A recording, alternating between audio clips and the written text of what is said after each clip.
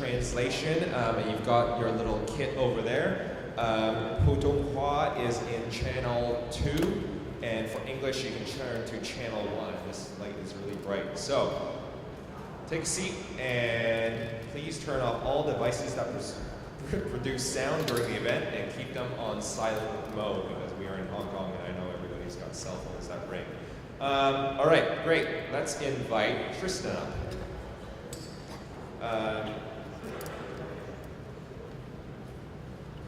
So let me introduce Tristan, who is the Partnerships and Development Lead of the British Council. He arrived yesterday, and when asked what is his favorite thing about Hong Kong, coming from Beijing, he said the air. So take it away, Tristan.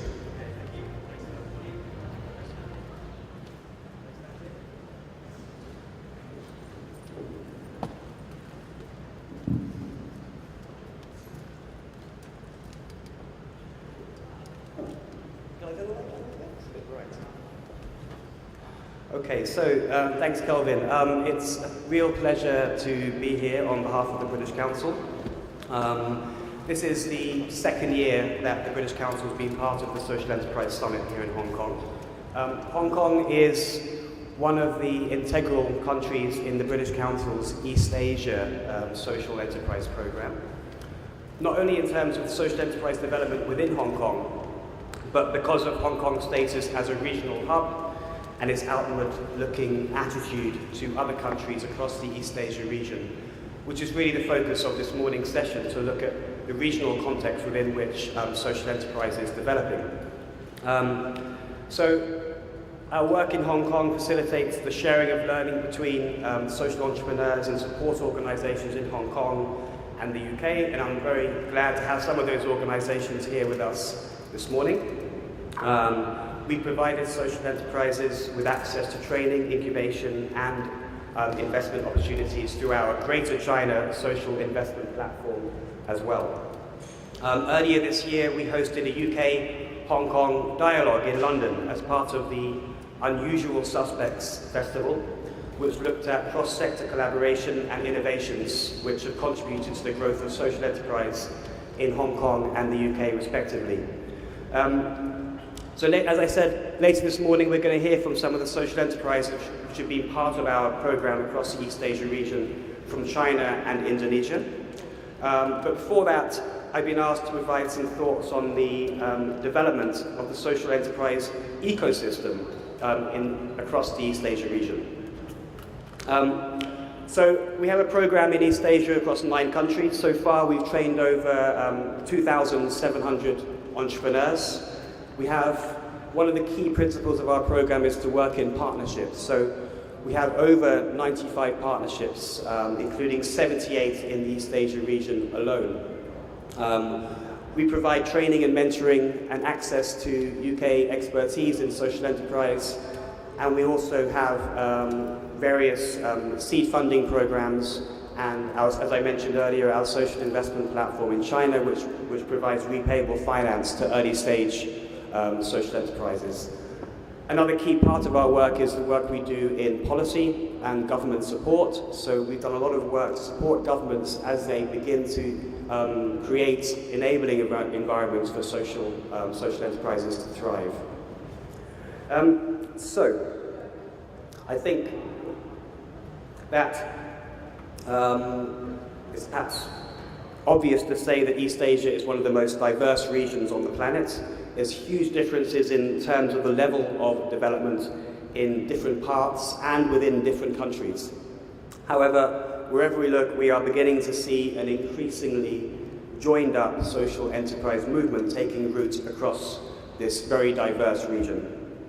I would like to begin by just talking through some of the key or common drivers that we are seeing across the region. I'll then talk about just a couple, maybe 2 or 3 specific country examples, and then talk about some of the challenges that we're seeing across those countries and look at some of the potential solutions. And then after that, we'll invite our 3 or 4 panelists to come up and also give some remarks about the context in East Asia.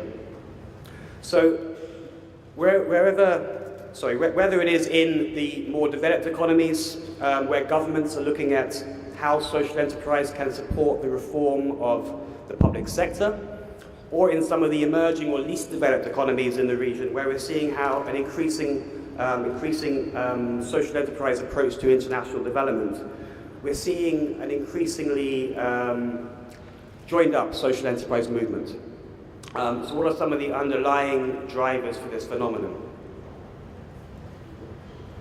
I think firstly, it can be seen as a response to the rising inequality that we're seeing across the region. We've seen huge, rapid economic growth. However, it's clear that not everybody has shared from this prosperity that the region has seen. And in some cases, only a very small number of people have done so. So, to give one example, in Thailand, we saw the per capita income double in the period, in the 10-year period to 2011. Yet at the same time, Thailand dropped from number 58 to 103 in the Human Development Index. In 2012, the Asian Development Bank published a report which emphasized that that inequality was perhaps the most important threat to the longer-term stability of the East Asia region. Secondly, I think governments are increasingly recognizing that they are unable to deal with some of these entrenched issues that are faced by the region. The scale and the cost of the challenges are such that they require a collaborative response from across government, across the third sector, from the private sector. And so we're seeing an increasing desire to develop innovative solutions to some of the most pressing challenges that this region faces. Interestingly, perhaps not so relevant in this part of East Asia, but certainly in Southeast Asia, we're seeing many donors pulling out as countries begin to shift towards middle-income status and as austerity hits in the developed world. So we're seeing donor dollars dry up. And we're also seeing at the same time a shift in the way that development is practiced. So we're seeing a more rigorous, evidence-based, outcomes-driven approach to how we deliver our development. So countries in the region are increasingly becoming less reliant on development aid, but they're also looking at how they are restructuring and redesigning some of their development programs. At the same time as this shift is happening internationally, we are seeing domestic trusts and foundations becoming increasingly sophisticated and demanding, and they are beginning to apply the same rigor that they use in their commercial operations to the way that they are doing their philanthropy. We are certainly seeing this trend emerge in the Greater China region. So in response to this, we are seeing a third sector which is increasingly looking at ways to deliver much more sustainable models of service delivery.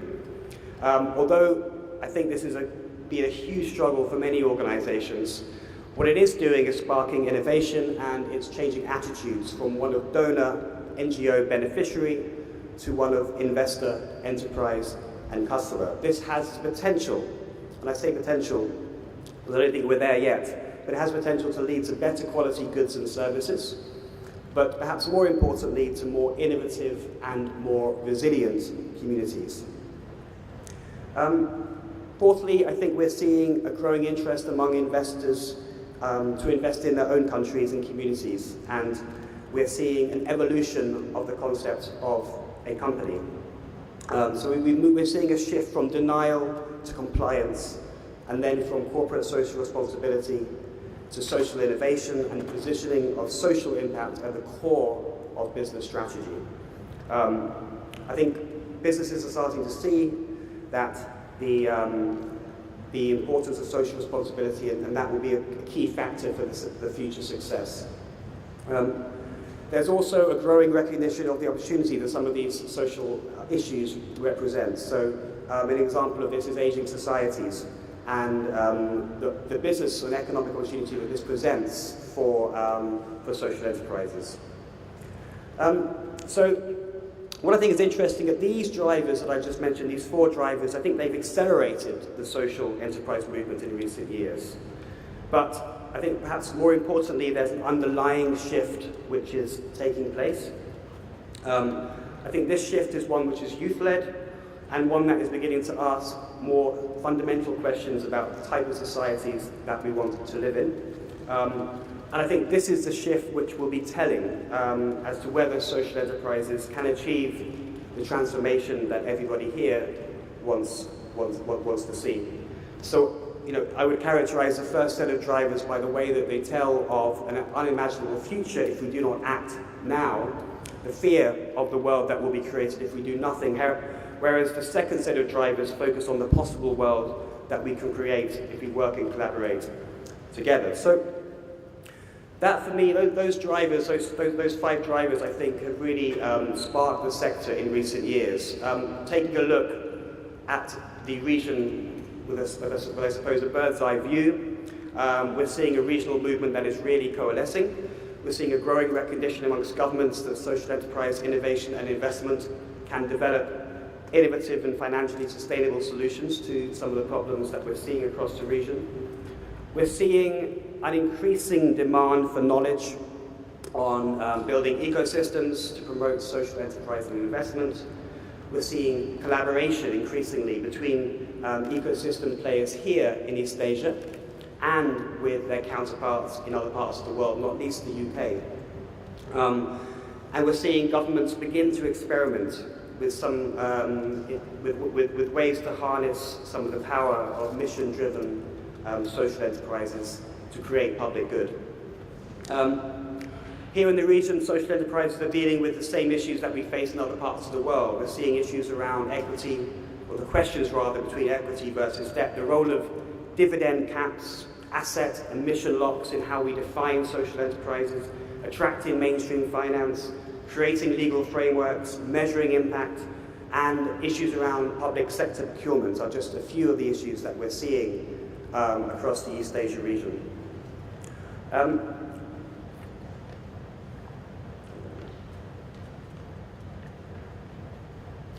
So we're seeing some of the people that have benefited most from the wealth that has been created across the East Asia region giving back. We're seeing philanthropy becoming increasingly sophisticated, and we're seeing an increased interest in social investment and the innovation in the design of financial instruments that can provide a mix of social and financial returns whilst funding the growth of successful businesses that address challenges faced by communities across the region. But in each country, things are very different. So we have different evolutions in the way that governments are engaging in economic development, in the way that civil society is engaged, and what we have then is a very, very rich and highly complex mosaic of approaches to social enterprise development across the region. So I'm just going to share a few examples from some of the countries that we work in to give a flavor of what that looks like. Now later this morning we're going to hear from some social entrepreneurs from China, Hong Kong and Indonesia. So I thought I'd leave those countries out for the time being. And I'm going to start off focusing on a country that I know very well, and perhaps a country which is the most nascent, or has the most nascent of all social enterprise sectors, but one which I think is very interesting. So I spent the last 4 years living in Myanmar, and it's a country which has enormous potential for social enterprise. And I think one of the reasons I want to talk about it here is given the importance of Hong Kong as a regional hub and the potential to attract investment and social investment from Hong Kong into Southeast Asia. So Myanmar is an interesting example from that perspective. But of course it also faces some of the biggest challenges of any country in East Asia. But it also gives an example of just how quickly the sector itself has developed. Because when I first arrived back in Myanmar in 2010, I don't think anybody had really heard of the concept of social enterprise. Today, I recently bought a copy of the Lonely Planet travel guidebook, and in that guidebook there's a designated section to the numerous social enterprise restaurants that have opened in the last 3 or 4 years. So we've seen a huge growth in social enterprise in a very short period of time. So earlier this year, I was privileged enough to spend 2 days as part of the British Council's program in Myanmar with the Nobel laureate Muhammad Yunus.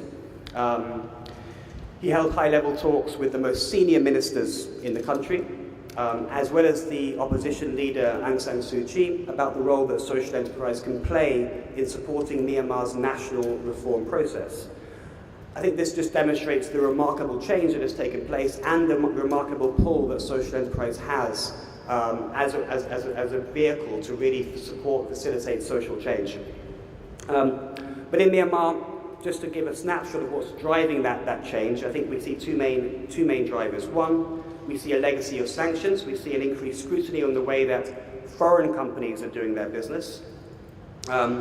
This is beginning to drive the way that companies are starting to account for the overall value that they are creating or not creating. We're seeing an increasing number of joint ventures which are starting to force international standards onto local companies as well. So we're seeing that although these organizations are not social enterprises themselves, what they're doing is starting a public debate that 4 years ago didn't exist. And this is beginning to force companies to think about how they're going to create social value in a country where I think at the moment 70 or 80% of people live on less than $2 a day. From a development perspective, there's an increasing interest in development program that supports inclusive economic development. Although the term is still often not used, and in my view, underused by development agencies, and this is a big challenge for us in the sector to try to help development agencies, the bilaterals and the multilaterals, to start thinking about social enterprise. Often we find that the social impact of business is central to the strategies of many of these organizations.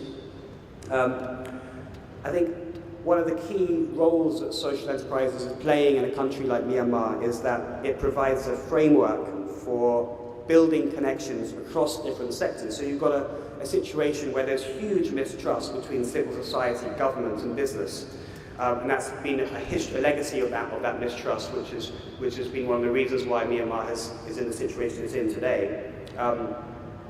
What we're seeing with social enterprises is that it also, not only is it about the impact that the businesses are creating, it's about the trust and dialogue and the cultural relations that is being built between the various actors that you need to build your social enterprise sector. You're helping organizations to collaborate, which in turn is building trust among them on issues which are of shared interest. So we've been supporting these developments in a number of ways in the British Council. We've worked closely with the Ministry of National Planning to support responsible business and investment. We also launched our own social enterprise consultancy program to build the intermediary sector, which is non-existent in a country like Myanmar. We've recently signed a partnership with Standard Chartered Bank to provide training in business and financial planning for small businesses, small social impact businesses in regional cities across the country. So I think it's not perhaps the most obvious of examples, but and many people at this conference perhaps wouldn't be aware of quite how much is going on in a country like Myanmar. But I think it gives a flavour of the diversity and the complexity of the development of the social enterprise sector across the East Asia region. So Myanmar, I think, has a huge advantage in many ways because it can learn from the successes of some of the countries, some of the other countries in the East Asia region. And one that I think has perhaps made some of the most significant strides in recent years is Thailand, where you have quite genuine government support. And this is perhaps what marks out Thailand from other countries in the Southeast Asia region, certainly, is that the role that government has played in really trying to create that enabling environment to support social enterprise. So in its early stages, back in 2009, the British Council supported senior Thai delegations to visit the UK to learn from the way the government has supported the development of the social enterprise sector. Subsequently, there were many visits by the UK by Thai government and business delegations to study social enterprise. And one of these visits led to the landmark formation of the National Social Enterprise Committee, which in turn, in 2010, led to the creation of the Thai Social Enterprise Office. This office is tasked with delivering the Social Enterprise Master Plan, and it also launched a 1 billion baht fund, which is million US dollars, which mobilized public money to finance the operations of social entrepreneurs. Today, it is estimated that there are over 100,000 social enterprises in Thailand alone. Many are led by young people. The government itself has created its own social enterprises and is starting to award contracts for public services to social enterprises as well. We're also seeing a huge interest in Thailand from the academic sector. So Thai universities are engaging extensively with their local communities, showing commitment to developing social entrepreneurship and embedding it within curricula and within the wider communities that they're serving. So just two examples from Southeast Asia. One perhaps which is still categorized as one of the least developed countries on the planet, a country which is reaching middle income status, but perhaps one of the countries which I think has made the most progress in supporting social enterprise development in East Asia region is Korea, which is perhaps somewhere a bit closer to home and one of the more developed economies in the region. And I think the development of social enterprise in Korea has been incredibly impressive. And it really began in 1997 as a response to the Asian financial crash and the unemployment crisis that followed. So in 2007, Korea became the first Asian country to pass a Social Enterprise Promotion Act, which supports the role of social enterprise in delivering social services. Under this law, the Ministry of Labour is obliged to establish the basic plan for social enterprise support every 5 years. It also includes cooperatives and non-profits or charities as part of this, as eligible to support for these support services. And we're also seeing the creation of the Korean Social Enterprise Promotion Agency, which was set up to promote these efforts. So we're seeing, as well as a lot of government engagement, we're also seeing some quite charismatic leadership, which has really helped to drive the social enterprise sector forward in Korea. The mayor of Seoul has become an international social enterprise celebrity in many ways, founder of the Hope Institute, and he has become a very influential voice supporting social enterprise in Korea and globally.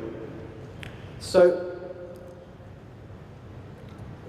what I hope that these three examples have given, and we'll hear, as I said, a few more later on, but we'll hear from the social entrepreneurs themselves, is just a snapshot of this rich and diverse sector that is emerging across the East Asia region.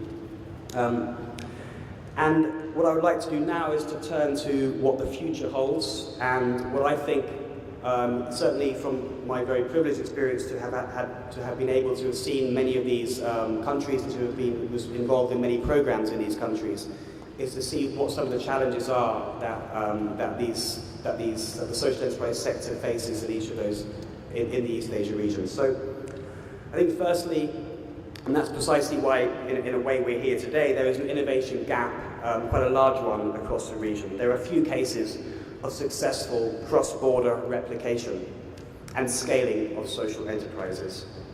Whether we're talking about scaling up, or whether we're talking about scaling out or replication. I think this is perhaps a reflection of the sheer diversity of the region and the different cultural contexts, and therefore the resulting difficulties in replicating social enterprise models.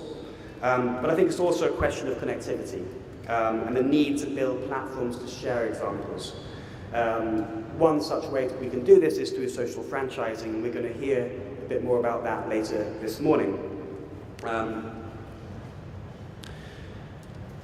So, secondly, I think there's a pressing need to develop more support services. I think everybody says this, but I think it's very, very true.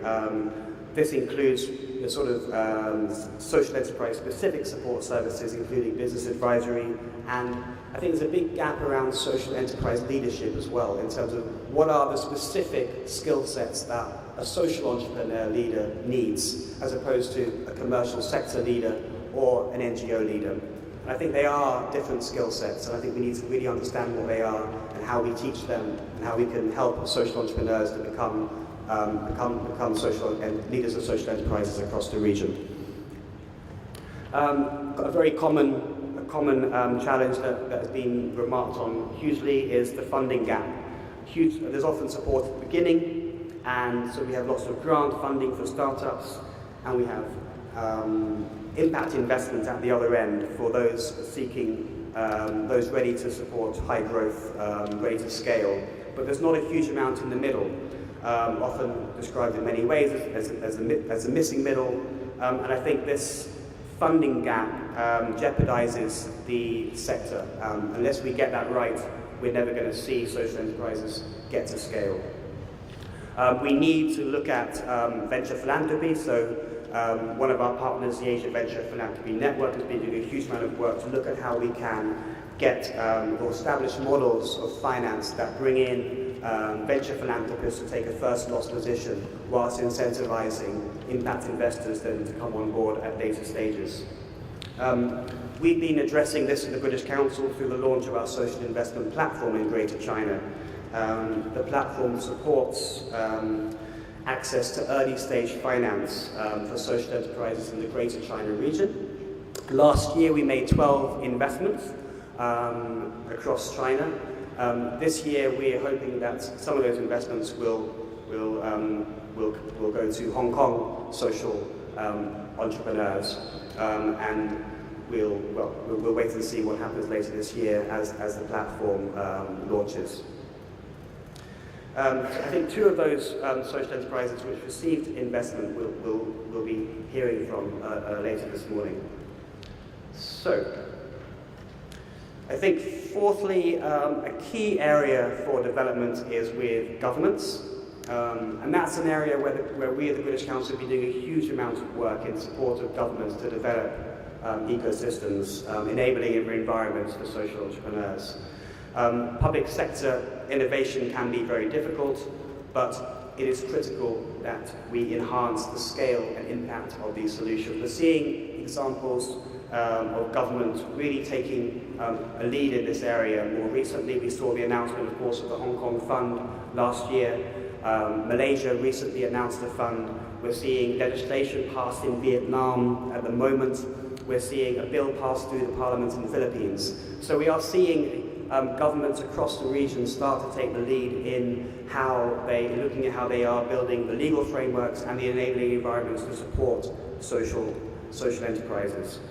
But I think the key thing that I've found personally in engaging with governments is that they are incredibly risk averse. So you need to show them the real potential and power that social enterprise can have. And one example that I always share was when I was with the Minister of National Planning from Myanmar in London, and we were walking through the Olympic Park, and I told him that the Olympic swimming pool, along with a couple of other of the venues there, are actually run as social enterprises.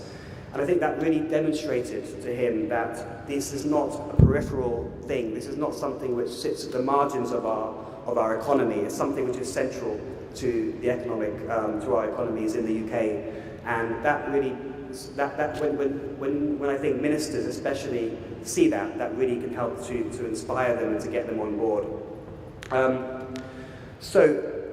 And that idea of social enterprise being at the margins, I think, is where I'd like to finish.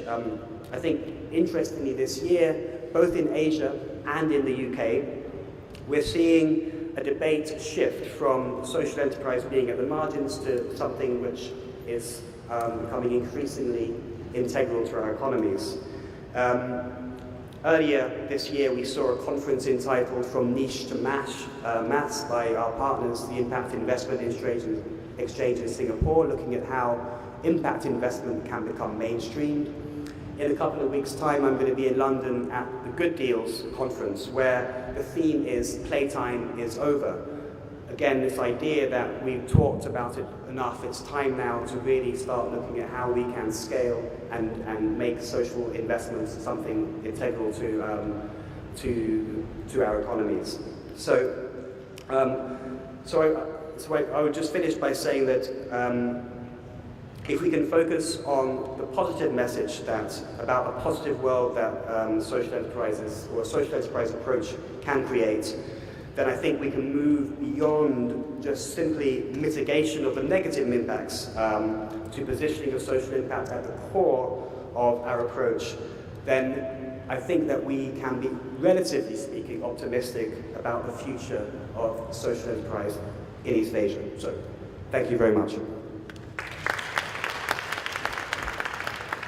All right, Tristan, stay on stage because we've got some question time now. So, think about a question that you want to ask. I will ask the first question, which is, I guess you've done a lot of traveling. Yeah. Do we want to sit down? Maybe we can sit down. So you've been standing a lot. So you've been traveling a lot. What really, is there one social enterprise or idea person that really excites you? It's like, you know what, this is the definition of what we should be looking for more of in East Asia. I think for me, it's the community social entrepreneurs. I think I'm a bit skeptical of the kind of social enterprises that are focusing on tech and focusing on solutions or focusing on working. I'm not articulating myself very well. Basically, what I've seen in some of the markets, certainly in the most rural areas of places like Myanmar, are some absolutely amazing social entrepreneurs working in some of the most difficult places. For example, in internally displaced camps up in northern Myanmar, we're seeing a program, a social enterprise offering training opportunities for young people living in those camps. And it's those sorts of social enterprises that are really dealing with some of the most entrenched social and public service issues that really have inspired me across the region. So less the sort of urban social entrepreneurs, more the sort of rural development stuff, which really inspires. Do they know that they're social entrepreneurs? Do they care? They're like, oh, okay. No, they don't.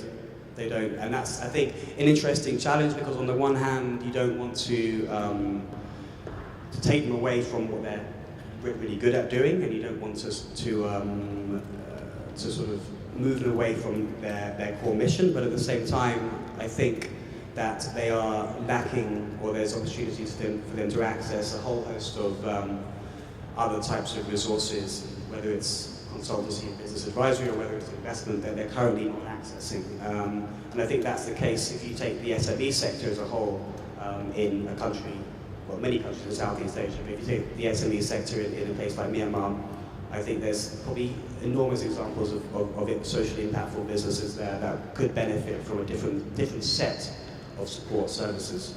Okay, great. Any questions from the floor?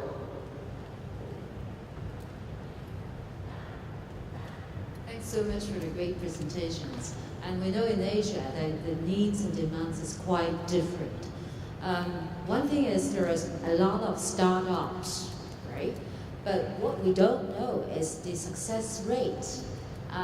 Because the presentation you did has no figures and numbers, which are not what I'm after. But what I'm asking is, up to what you have seen in terms of Asian countries, do you have a rough ideas the success rate of all these social enterprise startup schemes? That's my question. Thank you. I can't give any numbers on specifics around startups, but I think it links to the point that I was trying to articulate earlier on, but not very successfully, which is around, I think evidence globally doesn't give a huge amount of support for startups. I think startups play a huge role in innovation, in developing skills for young people, but in terms of their actual impact on supporting inclusive economic growth, I think the evidence is shaky at best. For me, the biggest opportunity is in transitioning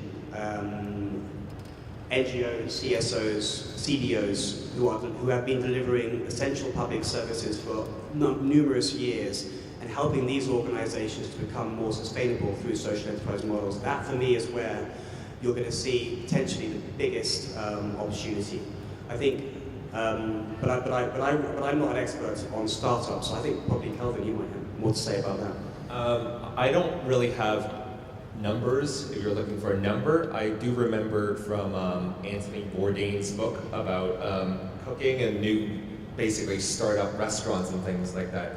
Like 8 out of 10, fail in the first year. This is a purely for-profit business, and I think what I've seen, long time ago in the social enterprise sector in the UK. This is just in the UK, and it's a very broad stroke, but it pretty much matches that in the social sector as well, which is pretty good because you're trying to do triple bottom lines, you're trying to do double bottom lines, you're trying to employ basically the society's unemployable while running a business at the same time.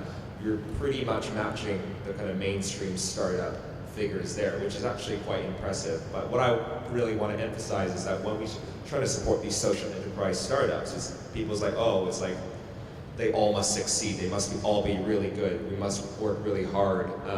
No, because startups fail, lots of startups fail, and we should hold social enterprise, social innovation startups on that same. I think there's some sort of double standard there that sometimes that they should be less prone to die off after a couple of years. Is there any other? There's a question over there. Morning, my name is Quinn, and on the double standard, I would like to touch on this point. In June this year, I became an accidental social entrepreneur. I help illiterate and poor women in Bhutan sell their weavings worldwide. Simple. But what I find as this confusion is, I get a lot of questions asked as if I'm a charity, like a donation, or I don't know how to say this. And they always ask me about what's your cost? What are you doing with the money when you give to them? I felt that as a social enterprise, like a business, you do not disclose these things. Or am I wrong? I suppose it depends on who you're disclosing it to. I mean, if you're disclosing it to a potential investor, then that would seem reasonable. If you're disclosing it to a potential funder, that would also seem reasonable in terms of how you might measure your impact. But whether you need to tell anybody else, and I don't think you need to, no. One more question from the floor. Anybody? All right then. Okay, well, thank you for that sharing. And please step down. Thank you very much, everyone, for your applause. Thanks, Tristan. Now, may I please invite onto the stage for our second session now on sharing on social franchising in mainland China. First up, for sharing on his thoughts is my good friend Michael Norton. OBE is Order of the British Empire, right? Yeah, that's it. Honorary Director and Trustee of the Center for Innovation in Voluntary Action. He's from the UK and a really good friend of mine that got my start at Food Cycle. So Michael, take it away for your sharing.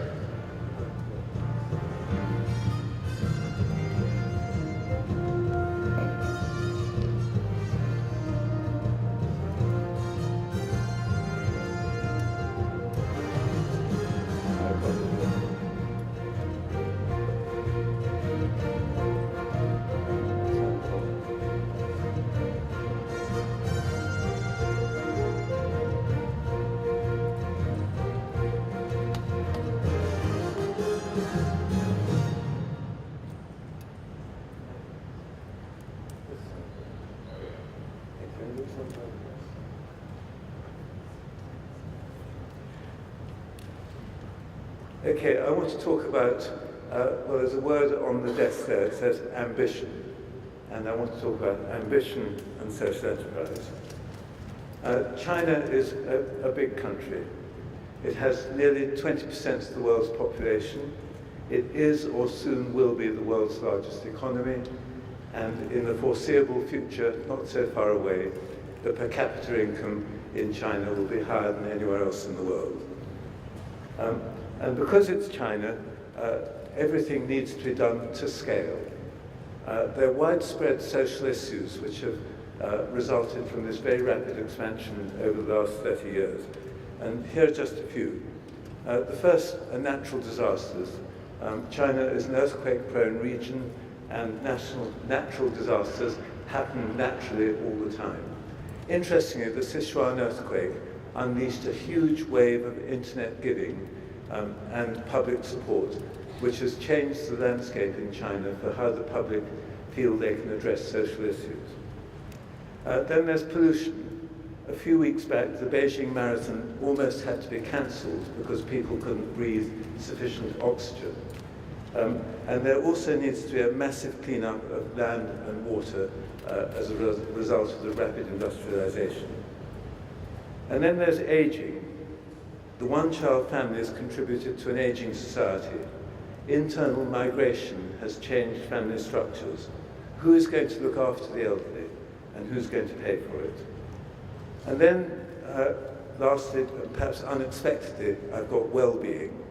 Life is more than just a Gucci handbag. After prosperity, more than material needs have to be met. And all these issues, and there are many other issues, create a role for social enterprise.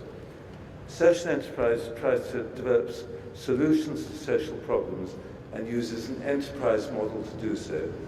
It tries to create sustainable impact and tries to bring together the skills and attitudes of business and the bottom line with the skills and attitudes of the social sector and social impact, and to try and keep these in balance. But we need to look at the world with a bit more ambition than we do. If it works here, it may work somewhere else. And I was visiting an organization in Beijing exactly a year ago, and they prepared a slide presentation for us. Slide number 1, the problem. 5.5 million people are AIDS-affected families. Slide number 2, what we do. We help 7,000 families. Now that means there are 5,493,000 families not being helped. Now it's not a bad thing to help 7,000 families, it's a good thing, and you're improving the lives of 20,000 people perhaps. But we also ought to look not just at what we do, but at what we are not doing. Yesterday in Shenzhen, I visited an award-winning organization called Can Youth, which works with disability by providing employment. And I asked these same questions. How many people do you help? Across China, in 10 offices, they help 5,000 people. How many people are your target market? How many disabled people in China? 80 million. So China is a world where figures are at this scale, and where solutions also need to be at this scale.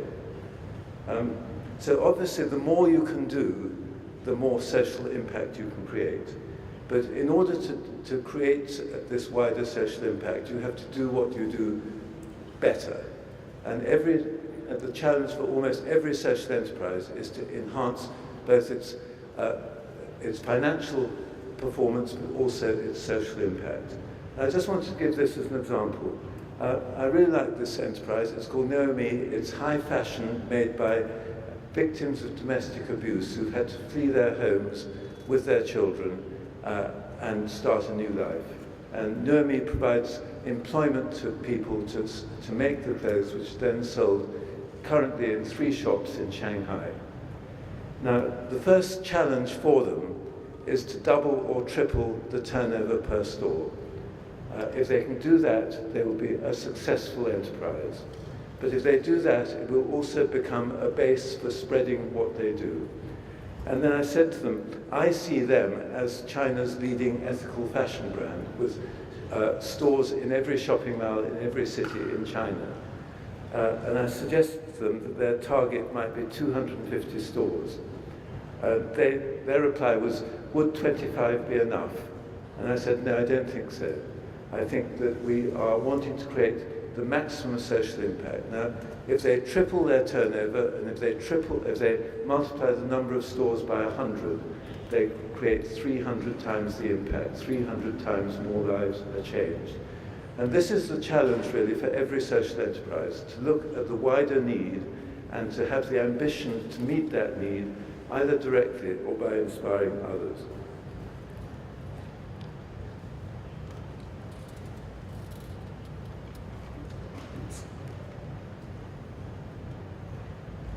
So in order to do this, you need to look at both your social impact and your financial return. You need to manage the social enterprise to increase both and in balance. So social enterprise is not about making unlimited amounts of profit, but it's also not about making a loss. It's about running a successful enterprise which delivers social impact. And this balance between for-profit and not-for-profit is a very fuzzy one, and some enterprises are more profitable and some are less profitable. Some are more like NGOs and some are more like businesses, and we have a sort of broad spectrum.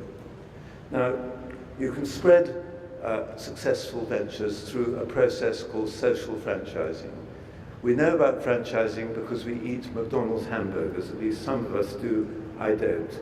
And the technique is to take something that works and to replicate it in other locations using other people to do it. And I just want to give you 2 or 3 examples of how this works. The first is Childline India. When I first met it, it was a small project in the city of Mumbai. It had 3 offices, and if a child was in need, you could ring a free number, 1098, and night and day, and you could get someone to come and sort out the problem. It might be a handicapped child thrown out on the street. It might be a sick child in a hospital with nobody to pay the medical bills. Childline was there to provide solutions to that, to unsupported children with these desperate needs. We developed a social franchising model. Jeru, who you see here, was the director. She developed the most amazing IT platform as a base for the expansion of Childline across India. I went back to the UK and I got the money to make it happen. And our original plan was to have 6 replications within 3 years in the major cities of India. In fact, we got to 48 by the end of 3 years. And today, about 12 years on, Childline is in nearly 300 cities, and over the period since it started, it has solved over 5 million cases, 5 million desperate cases of children in desperate need. Now, we didn't stop there. Our ambition was to do even more than that, was to spread the idea of telephone helplines for children across the world. So in the last budget line of my proposal to the UK lottery, we had international conference.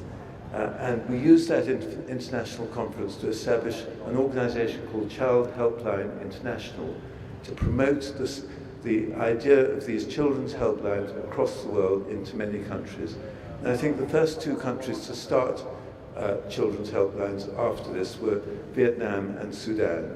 So there are now helplines in many, many countries of the world, and both Childline India and Child Helpline International continue to prosper. Now, on Sunday, I visited the Senior Citizen Home Safety Association here in Hong Kong. It's one of the most amazing social enterprises, and it also is spreading across the region. There are now 5 replications in mainland China, and there is a plan to set up a senior citizen home safety operation in Singapore. So welcome to Ambition, enjoy the journey. And I've helped create an organization that will help social enterprises in their scaling up. It is called the International Center for Social Franchising. And over the next 2 weeks, we are going to China, a team of us, 3 or 4 of the people in this room, assisted by about 8 other people. We're going to be working in 5 cities with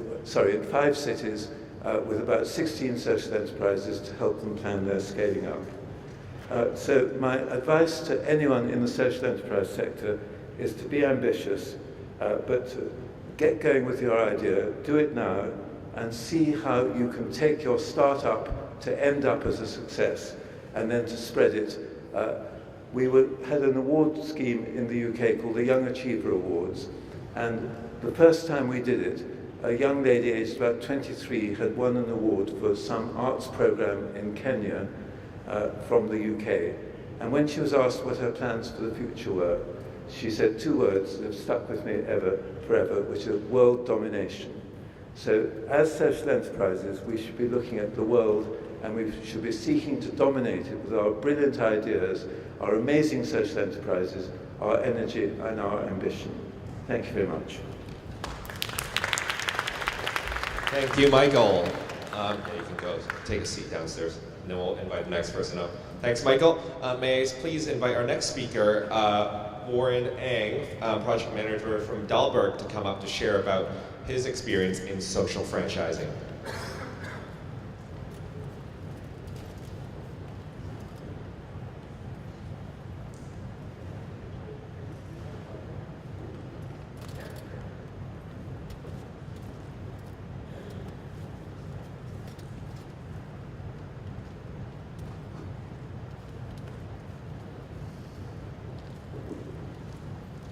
Just waiting for the slides to come up. Okay. Good morning, everyone. So my name is Warren, and I never like to sort of give a speech without knowing a little bit more about the audience that I'm talking to. So just a quick sort of hands up. Hands up if you are sort of like Quinn and you're an accidental or intentional social entrepreneur. Okay, great.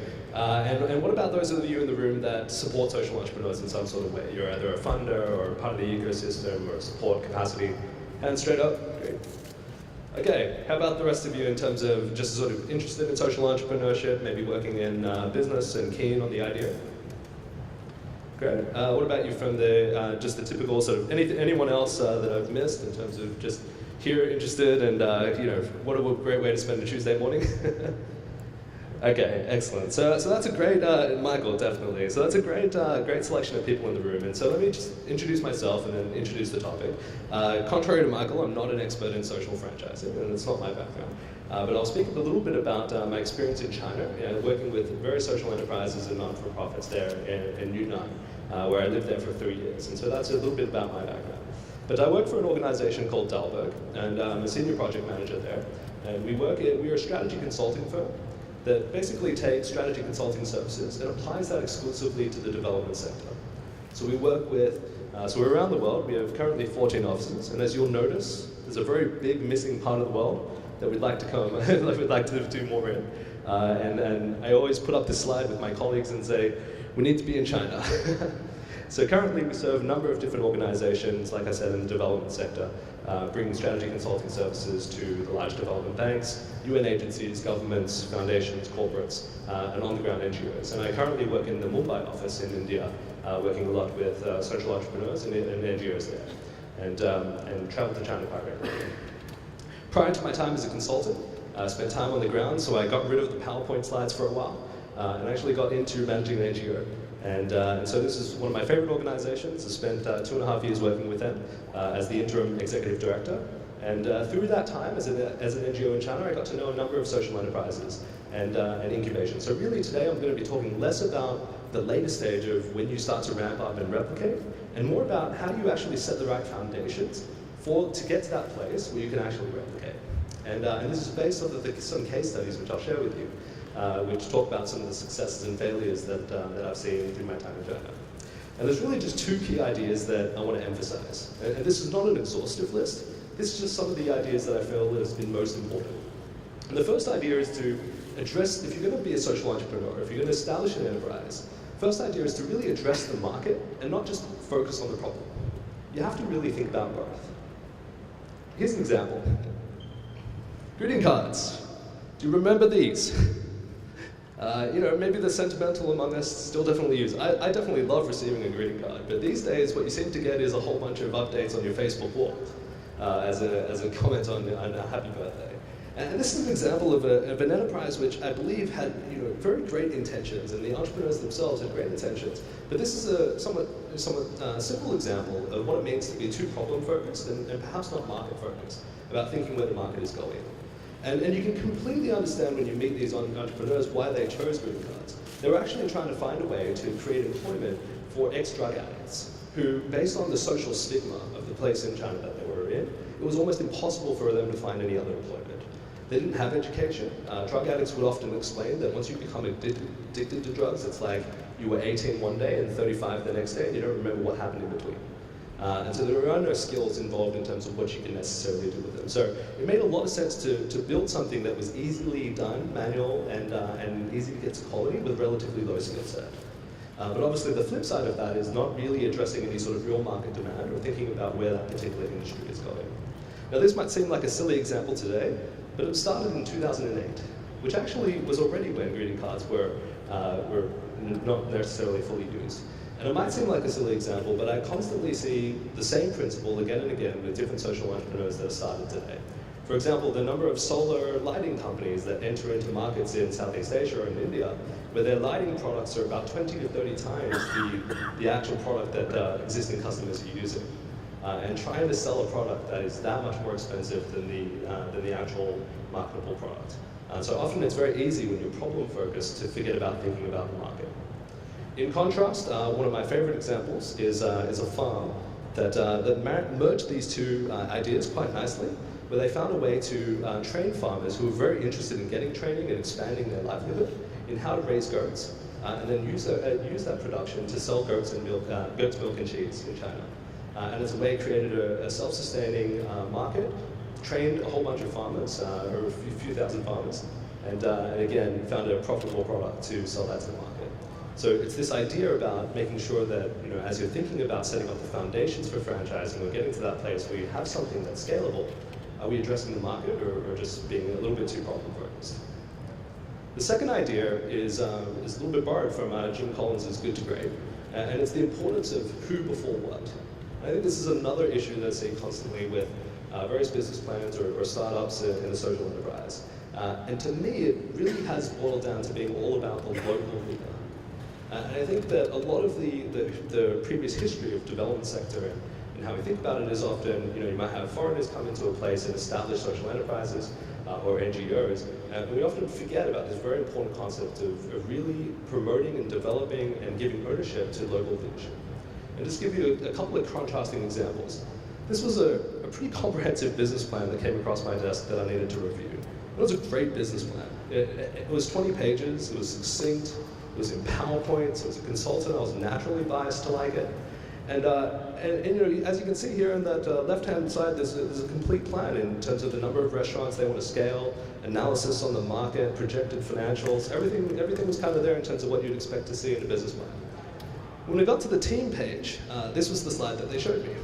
And they said, well, we've got all the key people, except we're still looking for a chef and a restaurant manager. This is kind of hard to run a restaurant without a chef and a restaurant manager. And again, it seems like a silly example, but the number of kind of times I've seen a similar kind of a thing where you've got a focus on an idea or a business you want to bring to market without really working with the key people. And especially in an example like this, you'd expect that if you've got the right talent or proper local talent in those key positions, they're going to want to say.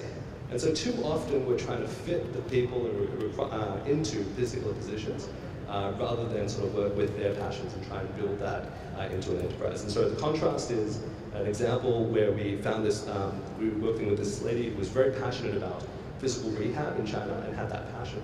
And we helped to grow a social enterprise where she provided those rehabilitation services to teach kids how to walk in a western place of China. And it's a successful enterprise that gained local funding within a few weeks, actually. And that's the difference, I think, when you empower locals to do it and have real people, come alongside people that really understand the environment and have a passion.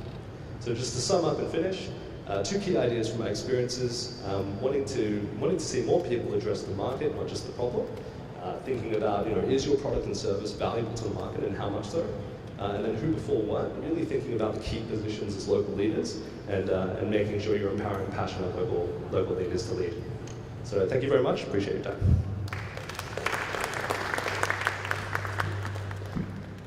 Great, thanks Warren for your sharing. All right, may I invite our next speaker, Mark Richardson, up. He is the co-author of the International Center for Social Franchising Report. And yeah, please, we look forward to your sharing. Do you want a mic or do you want over there? All right, great.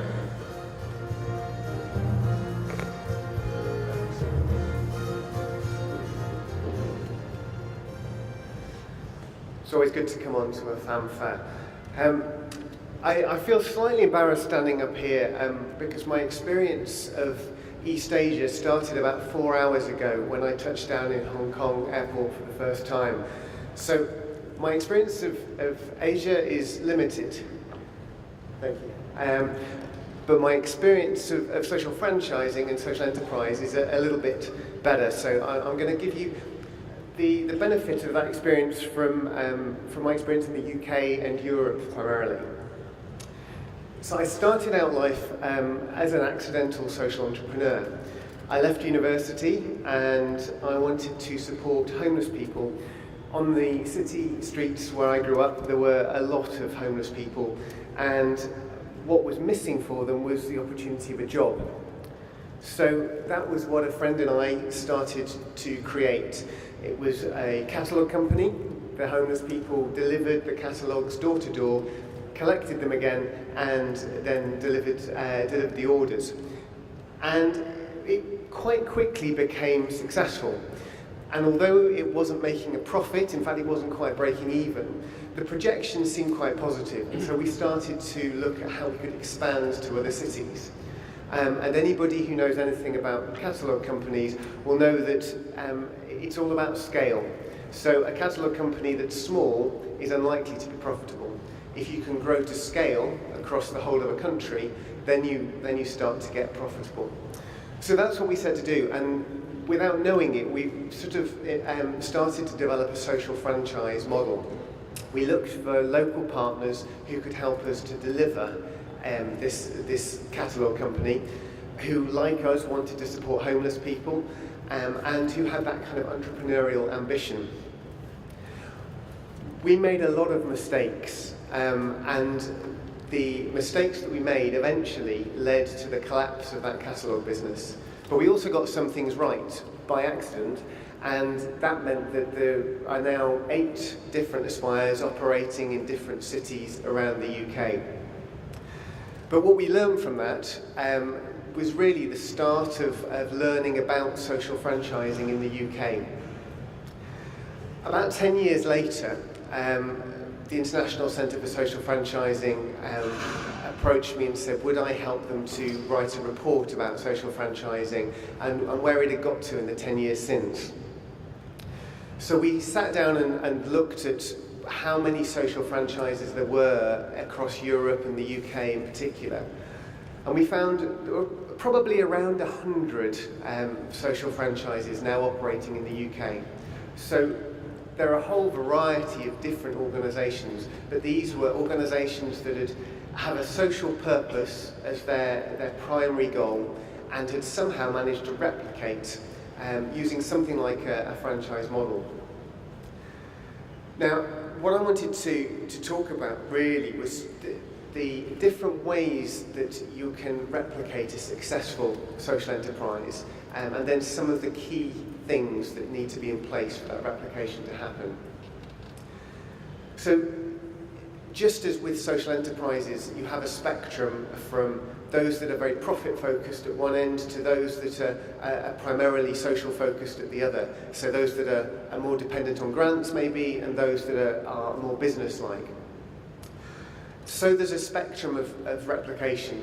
At one end of the spectrum, you have expansion wholly owned by the social enterprise themselves. So you set up a new office in a different city and you manage it centrally. At the other end of the spectrum, you take your business model and you give it away for free. You tell everybody about it, you inspire them, and you say, look what you can do with this business model, and you hope that other people will take that idea and make it happen in their own way. And then in between, you've got social franchising.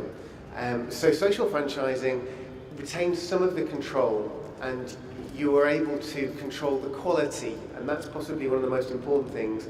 You can control the quality, you can control the brand, and you can use that joined-up approach to access greater investment, to deliver national contracts or larger contracts. You can also, though, gain from that local expertise. So you find local partners who can deliver your services under license, and then you use that expertise and that local knowledge. And what that can do, if you put the systems in place, It means that as each of those organisations is working out how to make your franchise work in their area, they will develop new innovative products as well, new services, and they can then be rolled out across the whole franchise. So a social franchise should be a very, very innovative organisation, because each of those separate offices, separate franchisees, is able to work with the model to make it work in their local area, and the successful innovations can then be rolled out across the whole franchise. With a social franchise, or sorry, with a commercial franchise, the franchisee is normally an individual. So the business, McDonald's was the example that Michael gave, and the best known. They're looking for an individual who will set up a local McDonald's and run that business. It might be a group of individuals. With social franchising, usually it's another organisation that you're looking for. It's an organisation that's working with similar groups of people to the ones that you're wanting to help. So in our case, it was working with homeless people. The difficulty is that there aren't very many socially focused organisations that also have the business skills to run a social enterprise. And the mistake that we made with Aspire, one of the many mistakes, was finding franchisees, business partners, who had a real passion for homelessness but had no clue how to run a business. And so each of those local businesses were very, very caring, very good at supporting homeless people, terrible at running businesses and making money. And so the business as a whole started to lose a lot of money very, very quickly. With retrospect, with hindsight rather, what we should have done is to find people who also had that business knowledge and perhaps pair them up with the social organisations. You definitely need that mixture of social passion and business skills. And this comes back to something that was mentioned earlier about the need for the right leadership and the right skills within an organisation. Making sure that you've got those in place is vital. So there are 5 stages to developing a social franchise. The first one that Warren talked about was making sure that you've got a model that works, making sure that your business model is sound.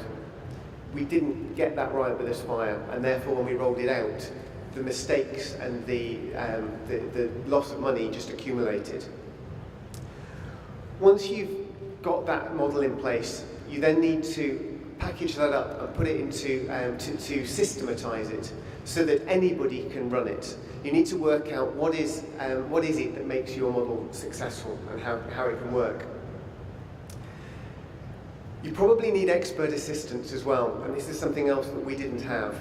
You need people with the knowledge of franchising, either commercial franchising or even better social franchising, so that you get the legal documents in place, you get the systems in place, and you take it in the right order. You need to get your finance stacked up, and getting the right finance is absolutely crucial.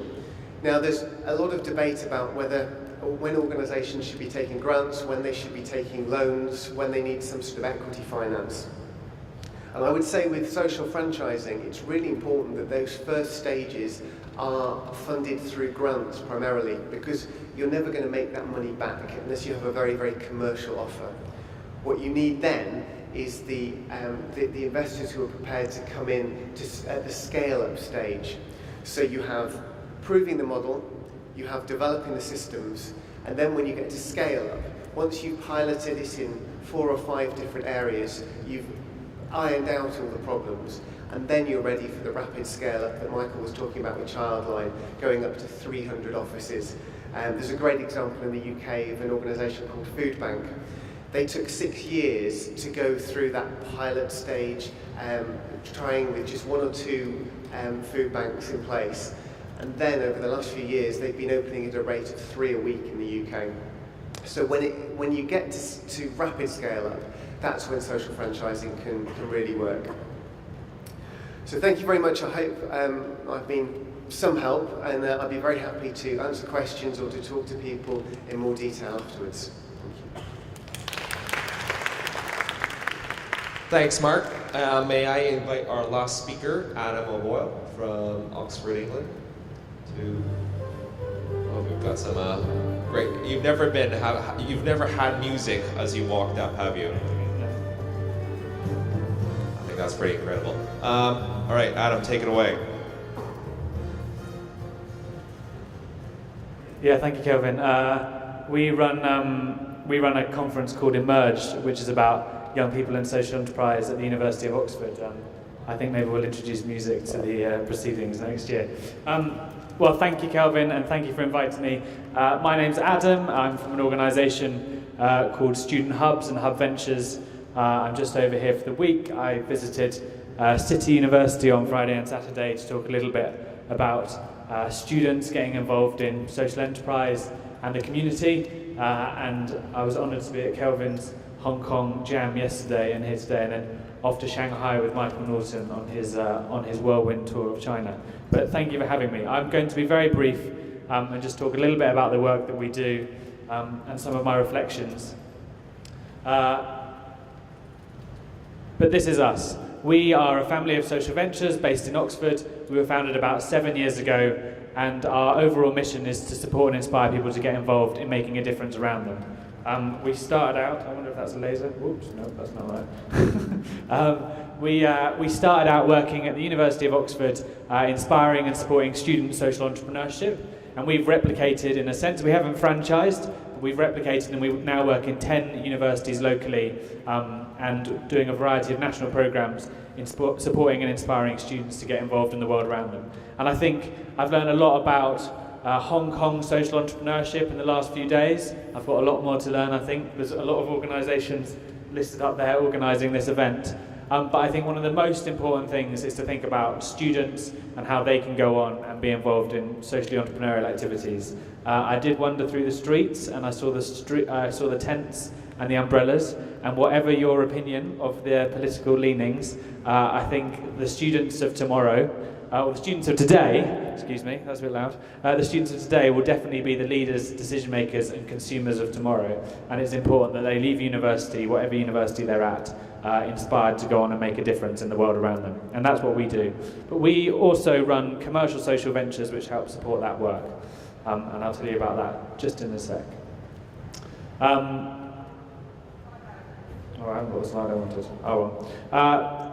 So Student Hubs works in 10 universities. We have 4 strategies to inform, inspire, connect and support students to get involved in the world around them. We run a lot of events. We probably have 12,000 students going through our events every year on a whole variety of national programs. We get a lot of students out volunteering in the local community. We help students support and set up their own social enterprises. And importantly, you'll see a picture of a couple of buildings up there. We run commercial cafe bar restaurant operations which help go back and support that work. All I think I really wanted to say, because I know we've got some exciting social enterprises from the British Council coming up, is I thought there were 2 things to reflect on that I've been thinking about over the last few days on my visit to Hong Kong. And the first is, as the lady in the second row said there are a lot of social enterprises getting set up in ideas form, but how many of them are translating through to action? I think that's the same issue we face in the UK. And even before you get to replication, which Mark and Michael said is a difficult thing to do, the food bank organisation that Mark referred to is a very impressive example of replication in the UK. But there are plenty of social enterprises who haven't even got out of the starting blocks. We're about 100 staff now, but for many, many, many years we were much, much smaller, and it takes a long time to grow and build before you can start thinking about replicating. But thinking about that ideas phase, there was a chap from the Chinese University of Hong Kong, who spoke at City University saying he'd had 1,200 teams going through a program that he'd done, but perhaps only 10 of them were actually running now viable social enterprises. And I think the challenge there that I reflect on is that means the social enterprise support structures we have around us need to be much better at promoting a life cycle of development. They need to be able to take organisations through from the very, very start of an idea through to social franchising, and I don't think that's very good. I don't know how it works in Hong Kong, but in the UK you get picked up and dropped a lot if you're setting up your own social enterprises, and I don't think that's ever going to get us to a point where lots of things are replicating. I think the second thing I would say from an entrepreneur's perspective, I see my time is up, is that slow and steady definitely wins the race.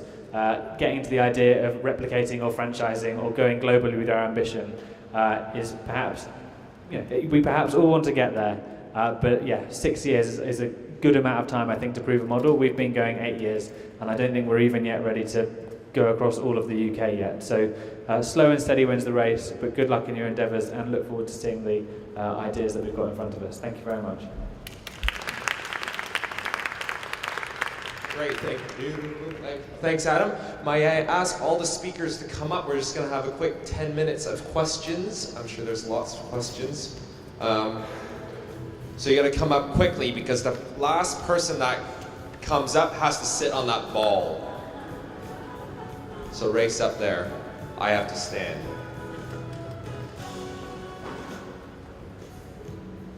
Mark being the social one and the charitable one by taking the ball. I sat on it recently. It was actually quite comfortable, so. Make sure you hold the mic like this so we can see this. I was yelled at before. You gotta have that up front. All right. Okay, so questions. Any questions from the floor? 4 people, no questions. Oh, there's one right there. It's so exciting to hear all this talk. And actually, I'm working at university. My question would be to Adam. I mean, as a university students, the challenge is how to manage time. That's the hardest questions or commitment we can ask our students to do, is commit time for non-academic work. And very often it can take up maybe 5%, if not 10%, if not 15% of the time. How do you advise students if they are interested in doing social enterprise things outside the academic sort of arena? How do you advise them to manage their time? Yeah, I think it's interesting. If you do a lot of surveys about what holds students back from getting involved, they'll often say, oh, I'm too busy, I've got too much time, too much work. But actually, if you look at the percentages of people who get involved the most, we thought this was quite strange. You actually find that people with jobs at university, single mothers, people who are looking after loved ones, are actually sometimes the people who are getting most involved in making a difference and getting involved in things at university. I think the time question for me, I even say this to our staff team, is a bit of a red herring. Busy people manage to manage their time well.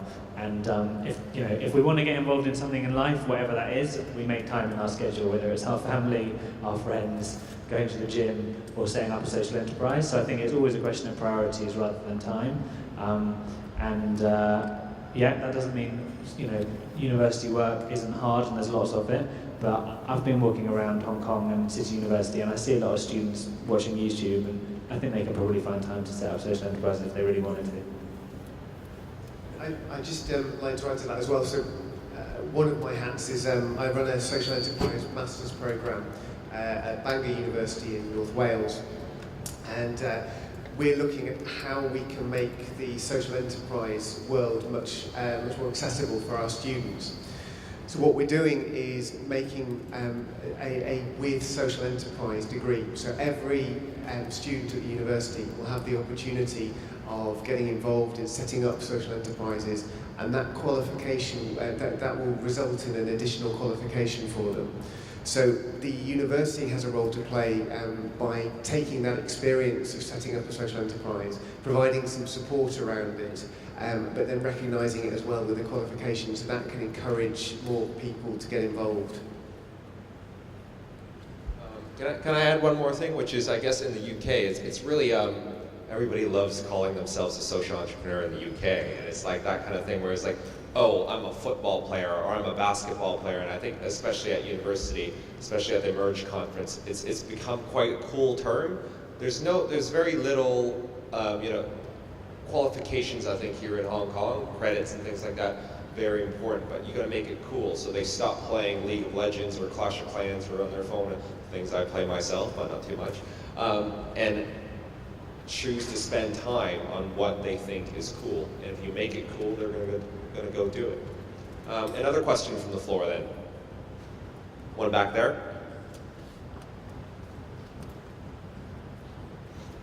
Thank you. Hi, my name is Carola. I run a small startup that turned into a social enterprise here in Hong Kong. We are in the second year of operation. And my question is very simple. Can each of you please define to me the word social enterprise? Because we are struggling quite a bit with identity. We're not a charity. We're trying to do good and run it in a commercially sustainable way. And people, just as we talk to them about our business, they really don't know where to put us. And sometimes we ourselves struggle. Who are we? We know what we're trying to do and what's our vision. It would be very helpful to us to hear your thoughts on that. Thank you. All right, here's how this is going to go, because I saw all of your eyes start twitching. Short and concise. Short and concise. 15 seconds from each of you guys. What is your definition of social enterprise? Okay, the reason I was laughing is because this debate has been going on in the UK for at least 20 years. Mark, your time's ticking. Go. A social enterprise is a business that is socially focused. It has a triple bottom line. It has to achieve financial profit, social profit, and environmental profit. I was laughing because this is the third time this week I've been asked this question in meetings. That it's organizations that are trying to do good with some sort of revenue generating activity. I'd want to ask why you don't think you're a social enterprise, perhaps, or why it's a definition you struggle with. I think I'm quite locked in it, and I think it's about any organisation in which the profits, the excess profits, are always reinvested in the community. I think social enterprise is a state of mind where you put the needs of the beneficiaries right at the forefront of what you do. So the Senior Citizens Home Safety Association in Hong Kong does an amazing job for older people and carers, and it actually outcompetes all the commercial providers at the same time. Great, thank you very much. As you can see, for great speakers, some commonalities, some discrepancies, but the thing is, I think it's up for debate. I think, you could do a PhD on it, but at the end of the day, I think I'm going to follow what Michael says. Just go out and do it and let other people worry about definitions of you. Just go do it, all right? All right, go on. Yeah, in the UK, we have endless study tours by groups from Greater China to the UK to look at the legal structures for social enterprise. It's not important. The structures can be what we have: community interest companies, commercial companies, non-profit structures. It is this state of mind that you care about people and you want to use an enterprising approach to solve the problem. Okay, thank you guys. Unfortunately, that's all the time we have for today for this session. Just stay on, we've got some souvenirs for you. These are handmade by the Tonghua group of secondary schools, so we've just got some gifts for you. Are we gonna go all together and take some pictures? Is that what we're gonna do? All right, why don't you guys stand up, because this is what we do in Hong Kong. You all get a gift. So there's one for you, there's one for you, there's one for you, there's one for you. We're gonna all stand here, and then we're gonna get a great picture together.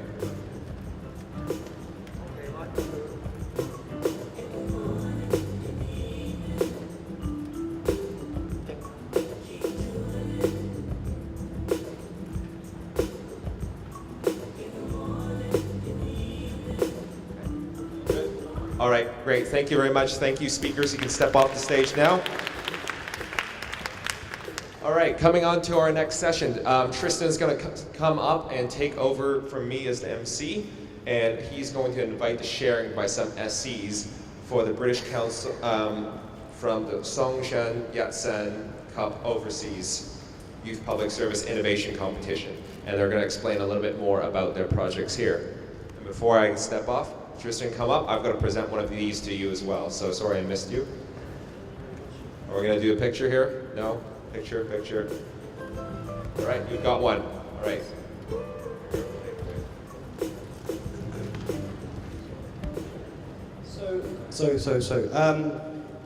First of all, just like to say thanks again to our 4 speakers earlier on for their fantastic interventions. So now we're going to hear from some of the social entrepreneurs that are both part of the British Council programs in China and in Indonesia, as well as Kelvin mentioned, the competition winners of the Songshan Cup, you have to forgive my pronunciation at this stage of proceedings. So we have 5 social entrepreneurs who are going to speak. They're each going to speak for about 10 minutes each.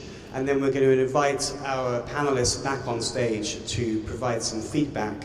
And then we might open up to the floor as well to get some thoughts and questions from the audience.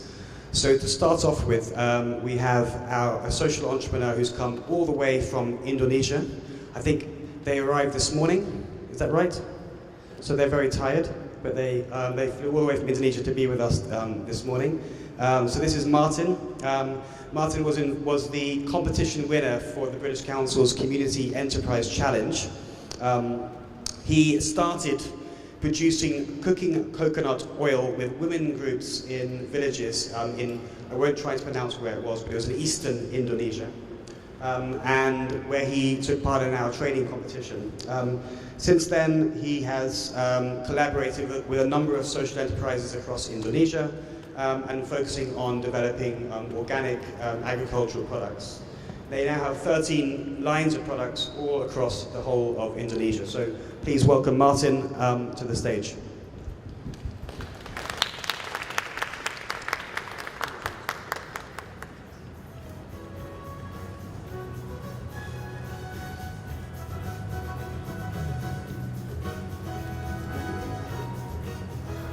Thank you. Good morning. My name is Martin Krishna. I am from West Halmahera. West Halmahera district is from North Molucas province. Is the eastern part of Indonesia. And my full name is Martinus Krishna Anggara Asda. Is a very long name, but my nickname is just Martin. And my educational background is communication study, and I'm focused in advertising and marketing communication. And for now, I am as a farmer in West Halmahera in Jololo. And my interesting about a social entrepreneur is start when I worked in thesis. My thesis is about a fair trade campaign in Mitra Bali Foundation in Bali, Bali Island, Indonesia. And for now, I am in 2013, I start to be a special winner. I got special award from Arthur Guinness Fund, British Council, for the Community Entrepreneurship Challenge with 3 in Indonesia. And my program is about coconut cooking oil. We start with cooking oil, with coconut cooking oil, because it is the biggest problem in my island, in West Halmahera Island, is about a lot of people afraid have 2 hectares coconut, but there is still use palm oil. So we focus to be people in West Halmahera start to consume again coconut cooking oil. And 2014, we are one of the winner of Arthur Guinness Fund British Council Community Entrepreneurship Challenge Wave 4. With our project is about a sagon flour. It's a typical plant from our island. The name is sagon, and we start with the organic plantation in our island. And in 2011, until now, I living in Jololo because Jololo is my hometown. My hometown is far away for our capital in Jakarta. It's 3.5 hours by flight from our capital to my island. It's like in Jakarta to Hong Kong is 4 hours, like that. And I built my company in 2012. The name is Roas Mitra Nusantara. Mitra is been partnership, and the Roas Mitra Nusantara is the legal entity of limited partnership. And the main objective of Roas Mitra is to build mutual cooperation with farmers to open new business and to solve the social issues. So we start with the farming issues. It's like coconut. We start with coconut, and then for now we have 12 commodity. And coconut oil is the initial program for Rasmitra Nusantara in 2012. And in 2012, we still didn't know about what is the social entrepreneur and social enterprise until we joined with the British Council in 2013. We know that we did now is social entrepreneur. End of the 2012, we participated at GF, at the Guinness Fund and British Council community, and we got the training and mentoring from British Council. It's about social entrepreneurs. After following British Council, we found about the definition about social entrepreneur, and for now, social entrepreneurs highly accepted in the community and can be implemented in West Halmahera very well. And this the photo is about our farmer is second floor farmers, organic second floor farmers, and in the down picture is one of our farmers in West Halmahera. And the benefit from the attending British Council that we have a skill about social entrepreneurs, and that photo is about our production to be a syrup and then marmalade and then make a jam.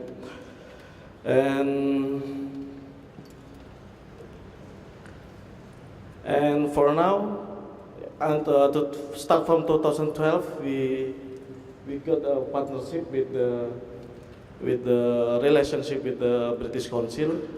For now, we get a relationship with Javara. Javara is one of the social enterprise. One of the 20 best versi Forbes. Javara is the company that we have a partnership with Javara. And recent condition that Rasmitra is well known of producing coconut oil. Now it can produce 24 food process products, which made from 13 organic certified local commodities from IMO Swiss. The agricultural commodity includes coconut, banana, is all banana, and calamansi, clove, nutmeg, groundnut, butterfly flower, cacao, sagon, pandanus leaf, and canary nut is organic. And the products from our commodity, we have 24 products. I bring. It is one of my product is marmalade. Is my breakfast anyway. Is from West Halmahera, and the brand is Javara, and we have this is the collaborative product. Javara is the main brand, but we have Javara and Saloy. Saloy is the local name. We have a partnership with Javara with our partner that we start. We still use a local name for the product. And our products is in 2013. In 2012 we just one product, and for now we have 24 products. And for now our farmers is already understand the concept of organic farming and good food production, and we are in North Molucas is the first organic system in our region. And there's a lot of job opportunities, especially for women. Therefore, gender discrimination and violence in the household can be reduced. And local and overseas markets start aware to food products from Halmahera. And the overseas promotion and marketing photos is this from last week. I went to Italy, to Torino in Salone del Gusto Terra Madre 2014. I promote our product. This is jam and chili paste in Torino, Milan, and Palermo. And this the domestic promotion and marketing photos is in Trade Expo Indonesia and in supermarket in Indonesia. We already in our product become in our, and this our product in HuffPost that in New York exhibition, food exhibition, that our product become a best 10 of summer product in New York. And in Slow Food Foundation, our commodity is banana, dark big banana, become a nomination as the endangered culinary potential. And for now, the next challenge is how social enterprise can be developed in community, especially in North Maluku. Is obviously need to active role from its district government to push their willing to develop their community. And the secondly is the mental attitude to the community, which is very attached to nature, depends only to the nature source, and it's not easy to convert and request to good life, progress and development. And there are any gaps to the transportation and information access between the west and eastern part of Indonesia. And this room improvement for West Halmahera in our island, that the access of exhibition and government, and for now we are to be a bridge between farmer and the market.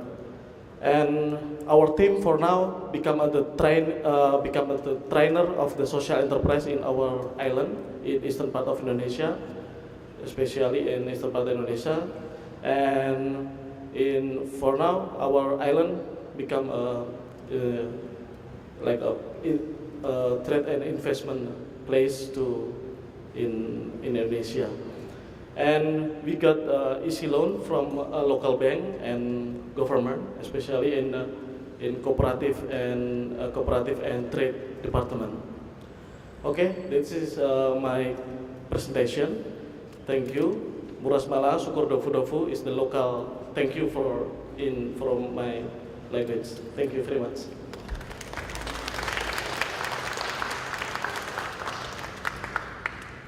We will have some opportunities after we've heard all of our social entrepreneurs to ask any additional questions, so hold back just for now. Next up, I'm going to invite Linda Hong, who is the Executive Director of the China Alzheimer's Project. She was inspired to co-found this organization back in 2007. And she is in charge of the strategic planning and the development of knowledge products. So, Linda, please come to the stage.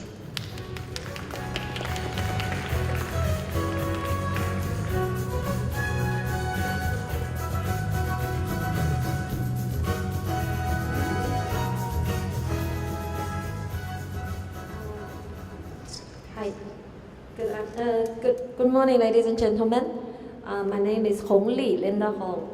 I'm a co-founder of China Alzheimer's Project. Thanks to British Council's invitation, I can have this opportunity to stand here and share our story with all of you. In 2007, my grandma died of Alzheimer's disease, so I am a child of Alzheimer's. Now, there are estimated 44 million people living with Alzheimer's or other types of dementia worldwide. In China alone, there are 10 million people living with dementia.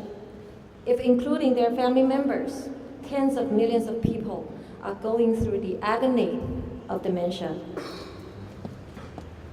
Those numbers are enormous and frightening.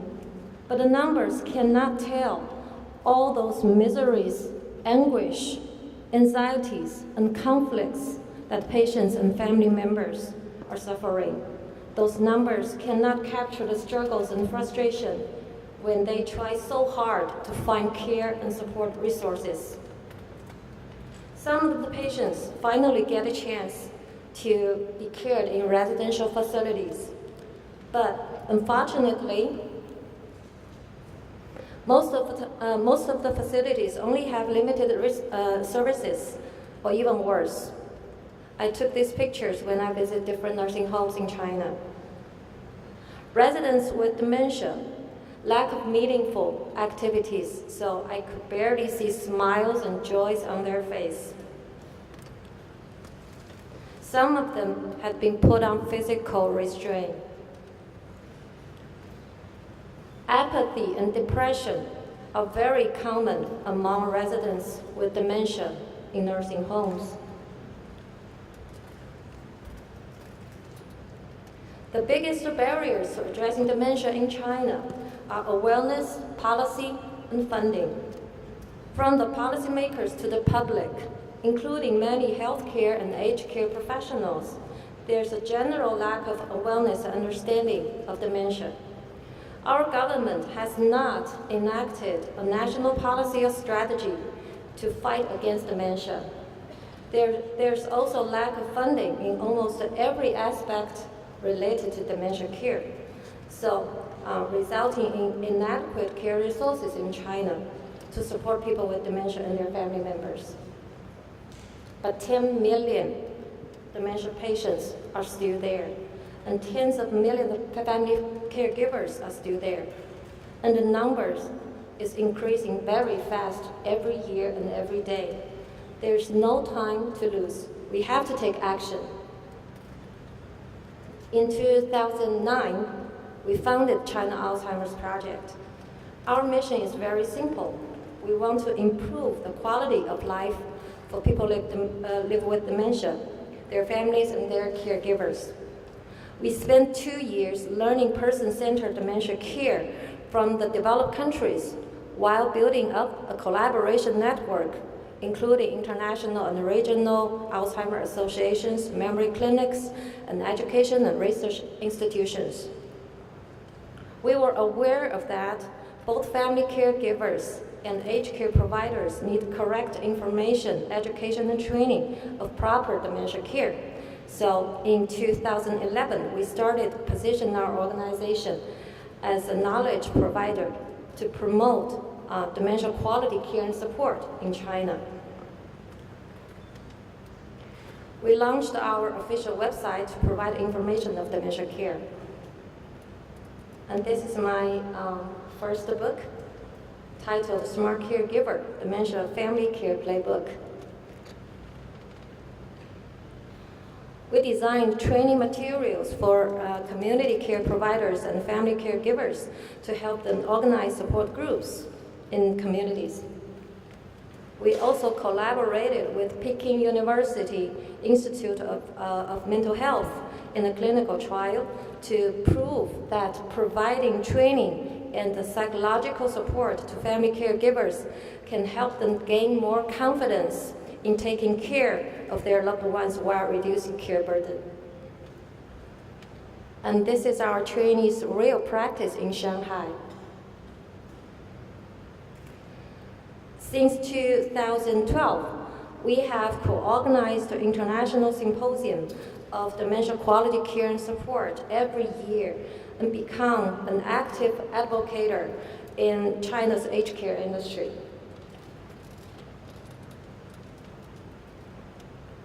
From last year, the government recognized our work and we were assigned by Ministry of Civil Affairs to draft dementia care practical recommendations for in-home and residential aged care providers. We were also invited to provide training and lectures for more than 1,000 residential aged care managers to help them understand how to better care and manage their residents with dementia. Now I want to share with you our online training program, which demonstrates how we work and what we pursue.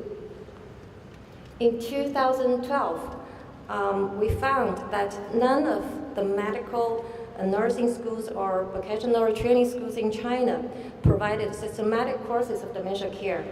So we decided to develop an online course of dementia care to fill the gap in this area.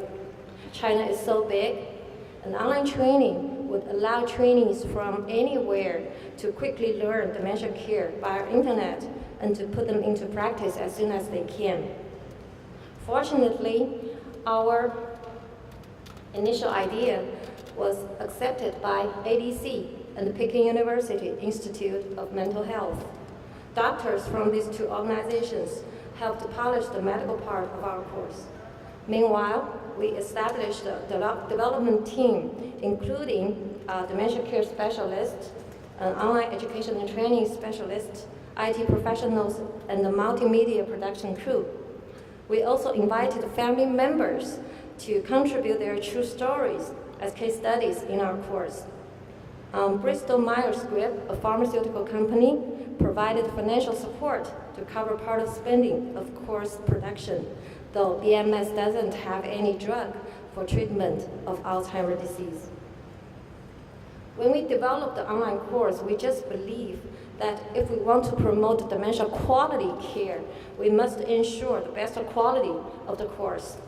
We would never, ever compromise on quality.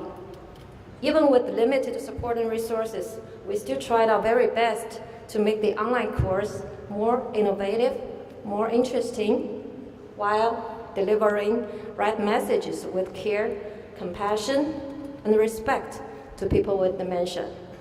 So, as you can see, this program is an outcome of collaboration and quality. In May of this year, Dementia Quality Care Online Training Program won the first prize of ADI MedLife Foundation Awards of the Best Dementia Care Education Program issued by Alzheimer's Disease International, ADI. Up to now, every piece of our work we have done, no matter Smart Caregiver Playbook, support group, or online training, has earned us reputation through word of mouth. But I know 5,000 copies of book and hundreds of online training learners are only just the beginning. We need more support and collaboration to bring these programs to all of China and benefit the people with dementia, their family members and caregivers, as many as possible. We plan to establish dementia quality care education and develop centers in China to provide innovative and systematic training programs to train qualified professionals and the workforce to provide better care for people with dementia, to research and demonstrate dementia quality care models, and to develop online and mobile applications to help caregivers manage their daily care with personalized care plan, coping strategies, and care demonstrations. So there is so much work to be done, and we need support. We need funding and strategic partners to join our journey and tackle serious problems together. An American architect, Louis Kahn, said, even a brick wants to be something. I just believe that everyone can do something great for people with dementia and their family members. We can just start from here, building up a dementia-friendly community where people with dementia and their family members can still live their lives with confidence, comfort, joy, and most important, dignity. Thank you.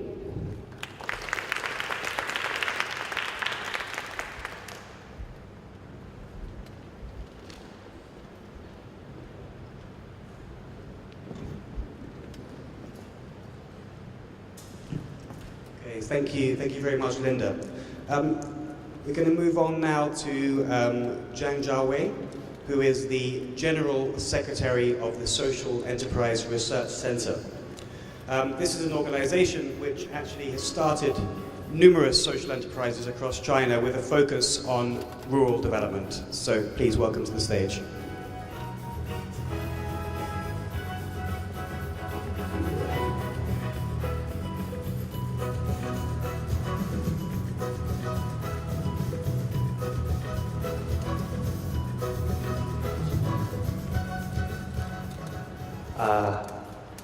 Hello everyone, good morning. My name is Jia Wei. I'm from Shanghai, China. Thanks to previous speakers. Seems people are very interested in China. We are actually from a research organization called Social Enterprise Research Center in Shanghai. So I'm very happy to share some of our past experience and also our own social enterprise project with you. So today's our project is called 慢蛇田园. It's difficult for me to translate one term. It's called 民宿. In Chinese, we say 民宿, but some people translate into homestay, house. Some people say it's just inn. I put inn, but in Chinese it's 民宿. It's like many in Taiwan areas, it's many houses in the village. They turn into a small inn, but run by the local people. So first about our organization, we are a research center on social enterprise, of course, and also some impact investment. Some photo I show you. One is our research. We deliver a report on social enterprise last year in Bangor Asia Forum, the general white paper about the Chinese social enterprise. And we also run events like Hong Kong's big events, but we are smaller scales in Shanghai, our social enterprise summit. Also do some training for taking our Chinese to study in US or UK for social enterprise study trip. And also some local workshop. We partner with Ford Foundation. So some of the list of our partners like UBS and the Ford Foundation, and also some consulates in Shanghai, and also some real estate companies like Wanke and also Ruian company. But I also represent another organization very new in China. It's the first national body on social enterprise. We finally have national bodies. It's It's launched just this December in Shenzhen. It's called China Social Enterprise and the China Social Investor Alliance, or called the Forum. The important thing is it's founded by 16 members, and most of the members are big foundations in China. So we have over 10 foundations. And behind this foundation are billionaires and also some high-tech entrepreneurs and also government background people. So it's very happy to partner with you in the future as national bodies. So our organization is very interested in community projects, especially in village in China. So because one of our members is from the village, this village is in Hainan Island, Chinese biggest island in Hainan Dao. So my colleagues is from Haikou City, and the village in Haikou City. His village is called Boxue Village. And it's very poor and falling behind the most of other cities. So my colleagues returned to his village and start talking with his villages members and say we transfer our previous own houses into some homestay inn that the tourists can stay in our village and also consume help us generate more revenue because they grow their vegetables and they grow their fruits in the village. So as our partner, and also we invest some money into the village project, we help them also develop some market campaign in Shanghai, because most of the fruits consumer are not in Haikou, not in Hainan Island. Most of our big cities like Beijing, Shanghai, they are their target markets. So we help them partner with some real estate company. They have venues, so put some events to promote their fruits. Like in Shanghai, there's a Hong Kong Plaza in Shanghai. The Hong Kong Plaza help us set up such events. So they sell the lychee in Shanghai. So it's a good way that the village people generate the revenues. But it's this year's project. Our latest project is 慢蛇 The photo here is Shanghai map. You see the character Shanghai is on the right side. And our mansion is in the label A. So it's almost beyond Shanghai, but it's still within Shanghai's area. But it's quite far, so it takes around like 2-hour drive from our cities to that village. But the key things about this village is it's near a lake. Most of Shanghainese people drink water from this lake. And this is our buildings in the village. You can see it's 3-floor building now, so it means this owner is very rich in the village. It's our normal building in Chinese village. It's like this declaration. So we rent a 3-floor house, and we try to create 2 values. One is actually for urban residents. They can spend their new way of leisure time in the village, and also do some vegetable work. Many city people never do that, like my age. And for the urban, for the rural villages, they can interact with the with the city people, and also we create some job opportunity for them because they can cook, they can help us plant vegetables. Yeah.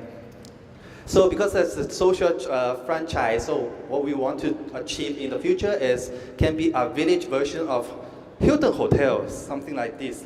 Try to manage more, many houses in the village in China, turn into a homestay house. So this is the photo, first floor and the second floor. Interior design is much better than outside, outdoor, you can see.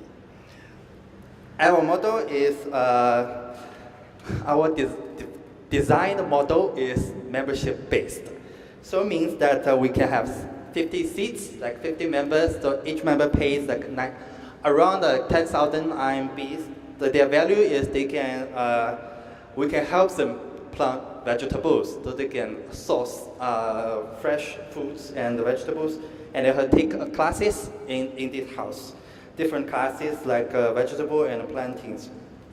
This is our key finger, so it's like 300,000 initial fundings, and the rent is almost half. And now 3 months we achieve like 15,000 RMBs. And we have 2 people, and previously we want the revenue come from the membership, but actually most of the revenue come from the events. So there's always activities in the village. So finally, it's our challenge and also our opportunity. Our challenge is it's 3 months project, but we also have some debates on our model ahead. The planned model is membership fee, but now it's only like 3 people paid. So we still have 47 seats available for our Shanghai people to join us. But it seems most of our revenue comes from the event, so it's a debate within our own group. And also we think about if we want to become a Hilton hotel for village, it's interested that we develop the training model so people can join this social franchise. But Village Inns has such an issue that it can be standardized, or it's very individualized. And but for the opportunity for us is the most important thing is just so many entrepreneurs in China has so many land available in the village. Their expectation is the land value will grow higher in the near future. But the thing for us is they have many resources they can turn into new rural houses. And this industry in China is still very new compared with Taiwan and Korea. And so many opportunity for us in the rural China that can both generate the entertainment industry, hotel industry, can also help the local people find a new job that without going to the cities. They can stay in their village to live better lives. So that's the way we want to achieve. So that's all. Thank you very much. My contact. Thank you.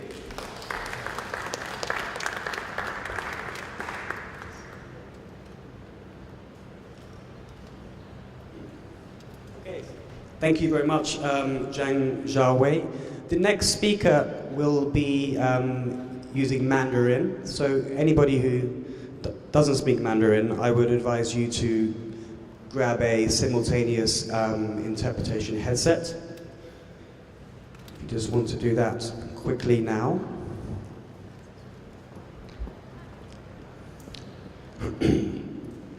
And so now I'm going to invite Zhang Yuun, who has co-funded We Are Wolf Coffee and the Sunshine Pet Rescue Station to promote coffee culture through philanthropy. He is a committee member of the Guangdong Youth Association, and he was one of the award winners from the Zhongshan Yetsun Cup Public Service Innovation Competition. So Zhang Yuun, please welcome to the stage.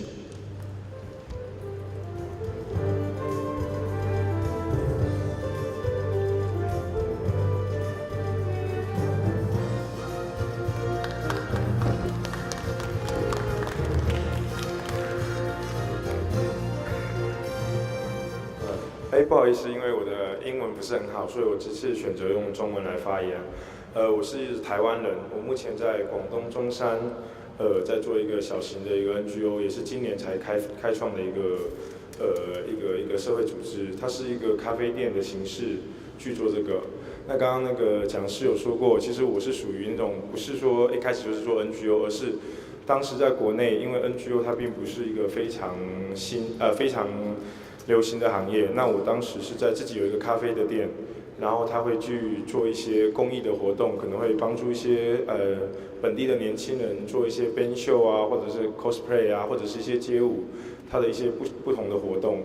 那久而久之，受到政府的重视，就今年在一个新的地方，做了一个新的一个机构，是书窝的公益咖啡厅。那它在1楼的状态下它是以一个咖啡的形式去推广一些让更多的年轻人增加他的就业，还有也让一些可能我们希望让一些弱能人士啊，或一些东西，一些不同的一些阶层能够增加他们的就业机会。然后它的利润的50%也会全部捐献在一个本地的一个公益机构里面。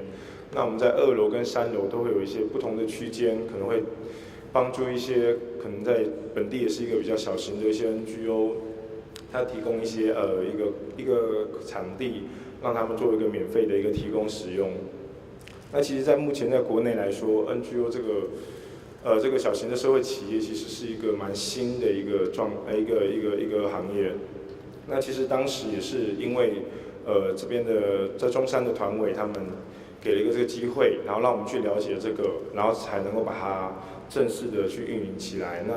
可是在国内目前来讲，就蛮多的很多的困难，是在沟通上面跟在成立方面，其实是不像香港或台湾，它已经有蛮成熟的一个体系。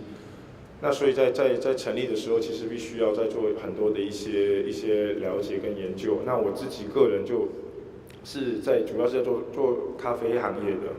那我个人就比较喜欢是在将这些工艺能够用很简单的方式去让大家知道，所以我选择用我自己本身的专业咖啡跟工艺作为结合。那其实这个店的一个初衷，我也很希望的让更多的人了解说，其实做工艺不一定说要很复杂，或者是很大的一个企业。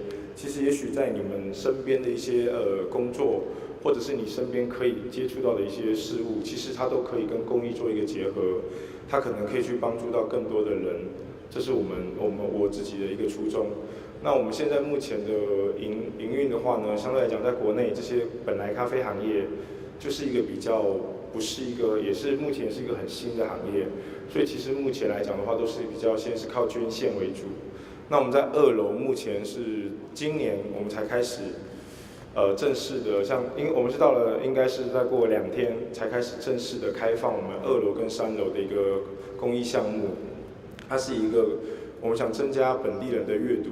就在2楼有一个小型的公益图书馆，那也会让一些不同的人可以租借这个空间去做一些不同的活动。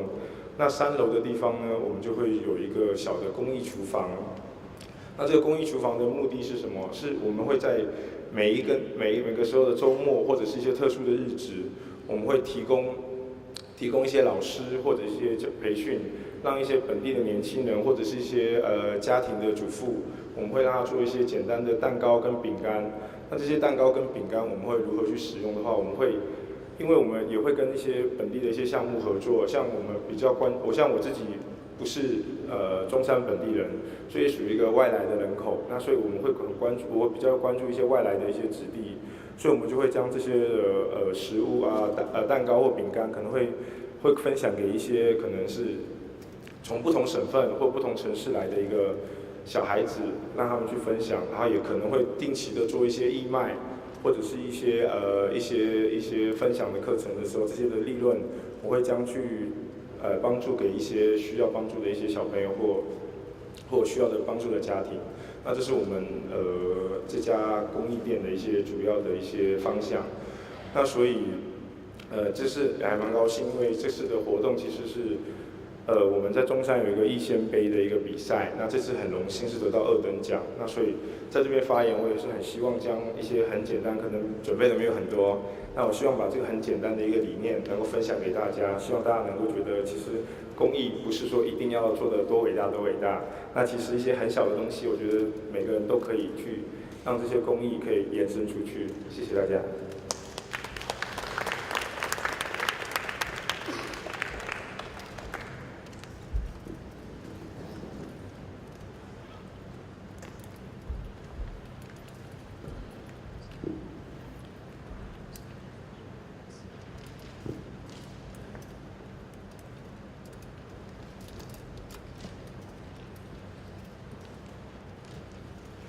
Okay, so our last social entrepreneur this morning is Fuji Gang, who is in charge of the Youth Social Enterprise Incubation Center.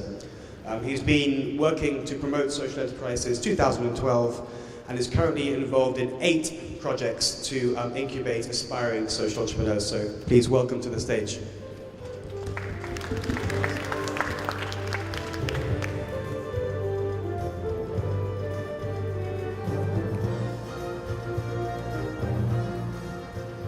Hello， 各位大家好。因為今日係喺香港呢度參加社企民間高峰會咧，所以我係想用廣東話嚟講嘅。因為頭先有位台灣嘅朋友係講咗國語，咁我覺得社企民間高峰會應該係一個，即係今次嘅主題係東亞啊嘛，咁我覺得應該係要有多啲嘅語言，咁樣可以更加體現出我哋嘅包容性嘅。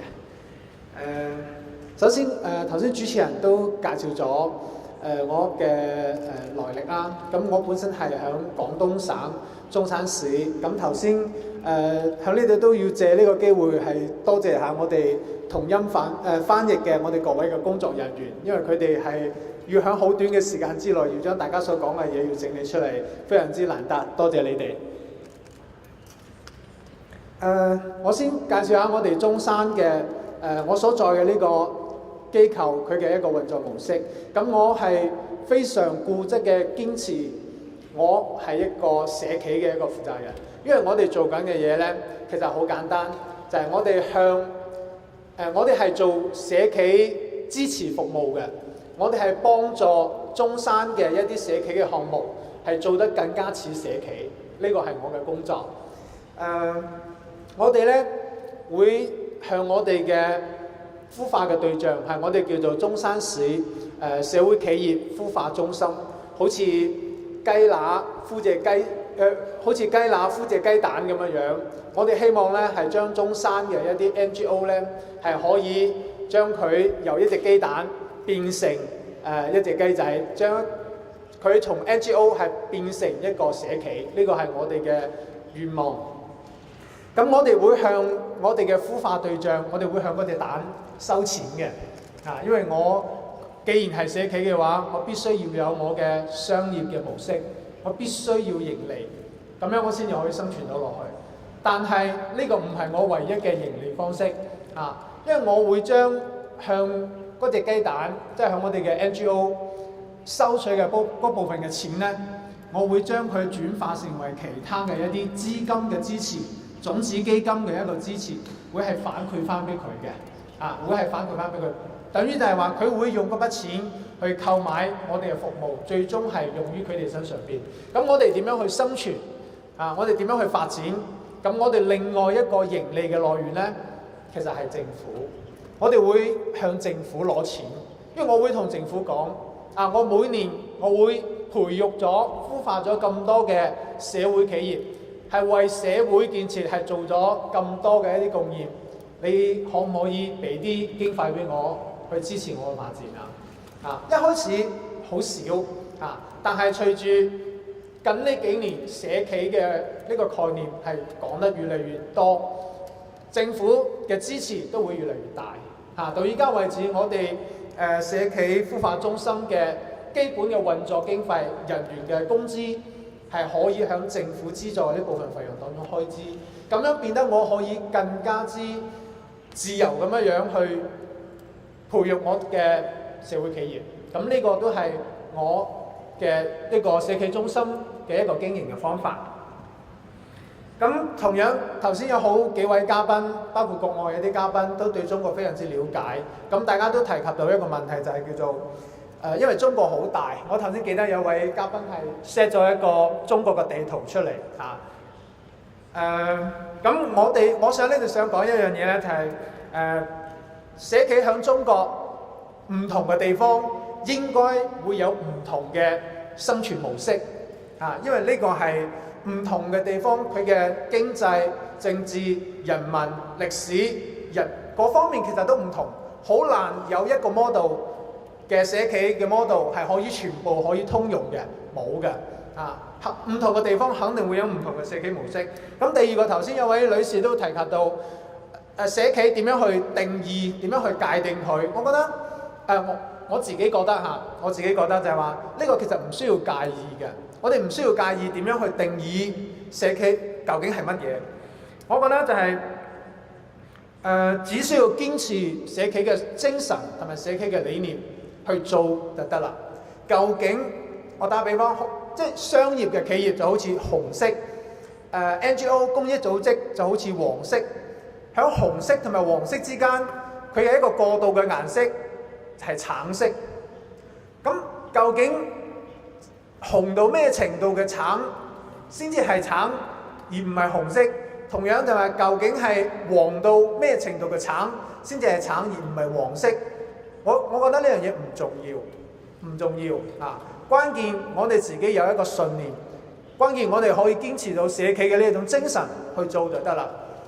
可能你覺得你自己係社企，但係其他人覺得你都係賺錢嘅啫，你都係好普通嘅一間商業機構啫，只不過攞咗啲錢出嚟做咗啲善事啫，唔緊要同樣對於好多 NGO 嚟講，會覺得哇 NGO 你點解賺錢啊？我覺得呢啲冇問題，遲早有一日佢會明嘅。關鍵我哋自己要堅持到我哋自己嘅信念，因為我哋自己知道社企係乜嘢，而唔係話要求所有嘅人都知道社企係乜嘢先至嚟認同你。咁最後仲有一樣嘢我想講就係其實係冇人會比當地人更加了解當地嘅需求，同埋一間社企點樣先至可以喺當地去生存。呢樣嘢我想講嘅就係話，我希望更加多嘅機構、更加多嘅組織係我多啲去支持同埋關注具有社企精神同埋社企理念嘅呢啲人才嘅培養。因為當你將呢啲人培養成為具有社企精神嘅人嘅時候，佢自己會通過佢自己嘅思維同埋 idea 去諗到好多適應當地生存嘅社企嘅項目出嚟。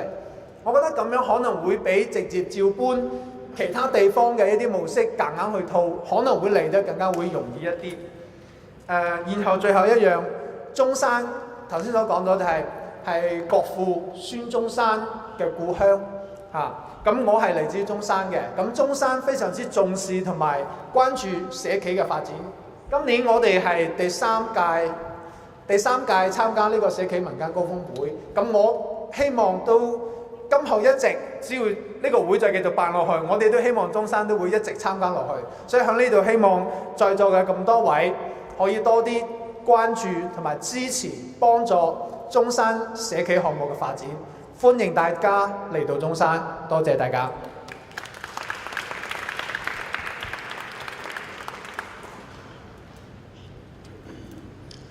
Okay, so thank you very much, Shi Gong. A slight change to the program. I thought that rather than only have our 4 panelists on the stage, I would also like to invite the social entrepreneurs as well, if that's okay with you. So first of all, I'd just like to invite our panelists back up onto the stage and the social entrepreneurs to come up as well.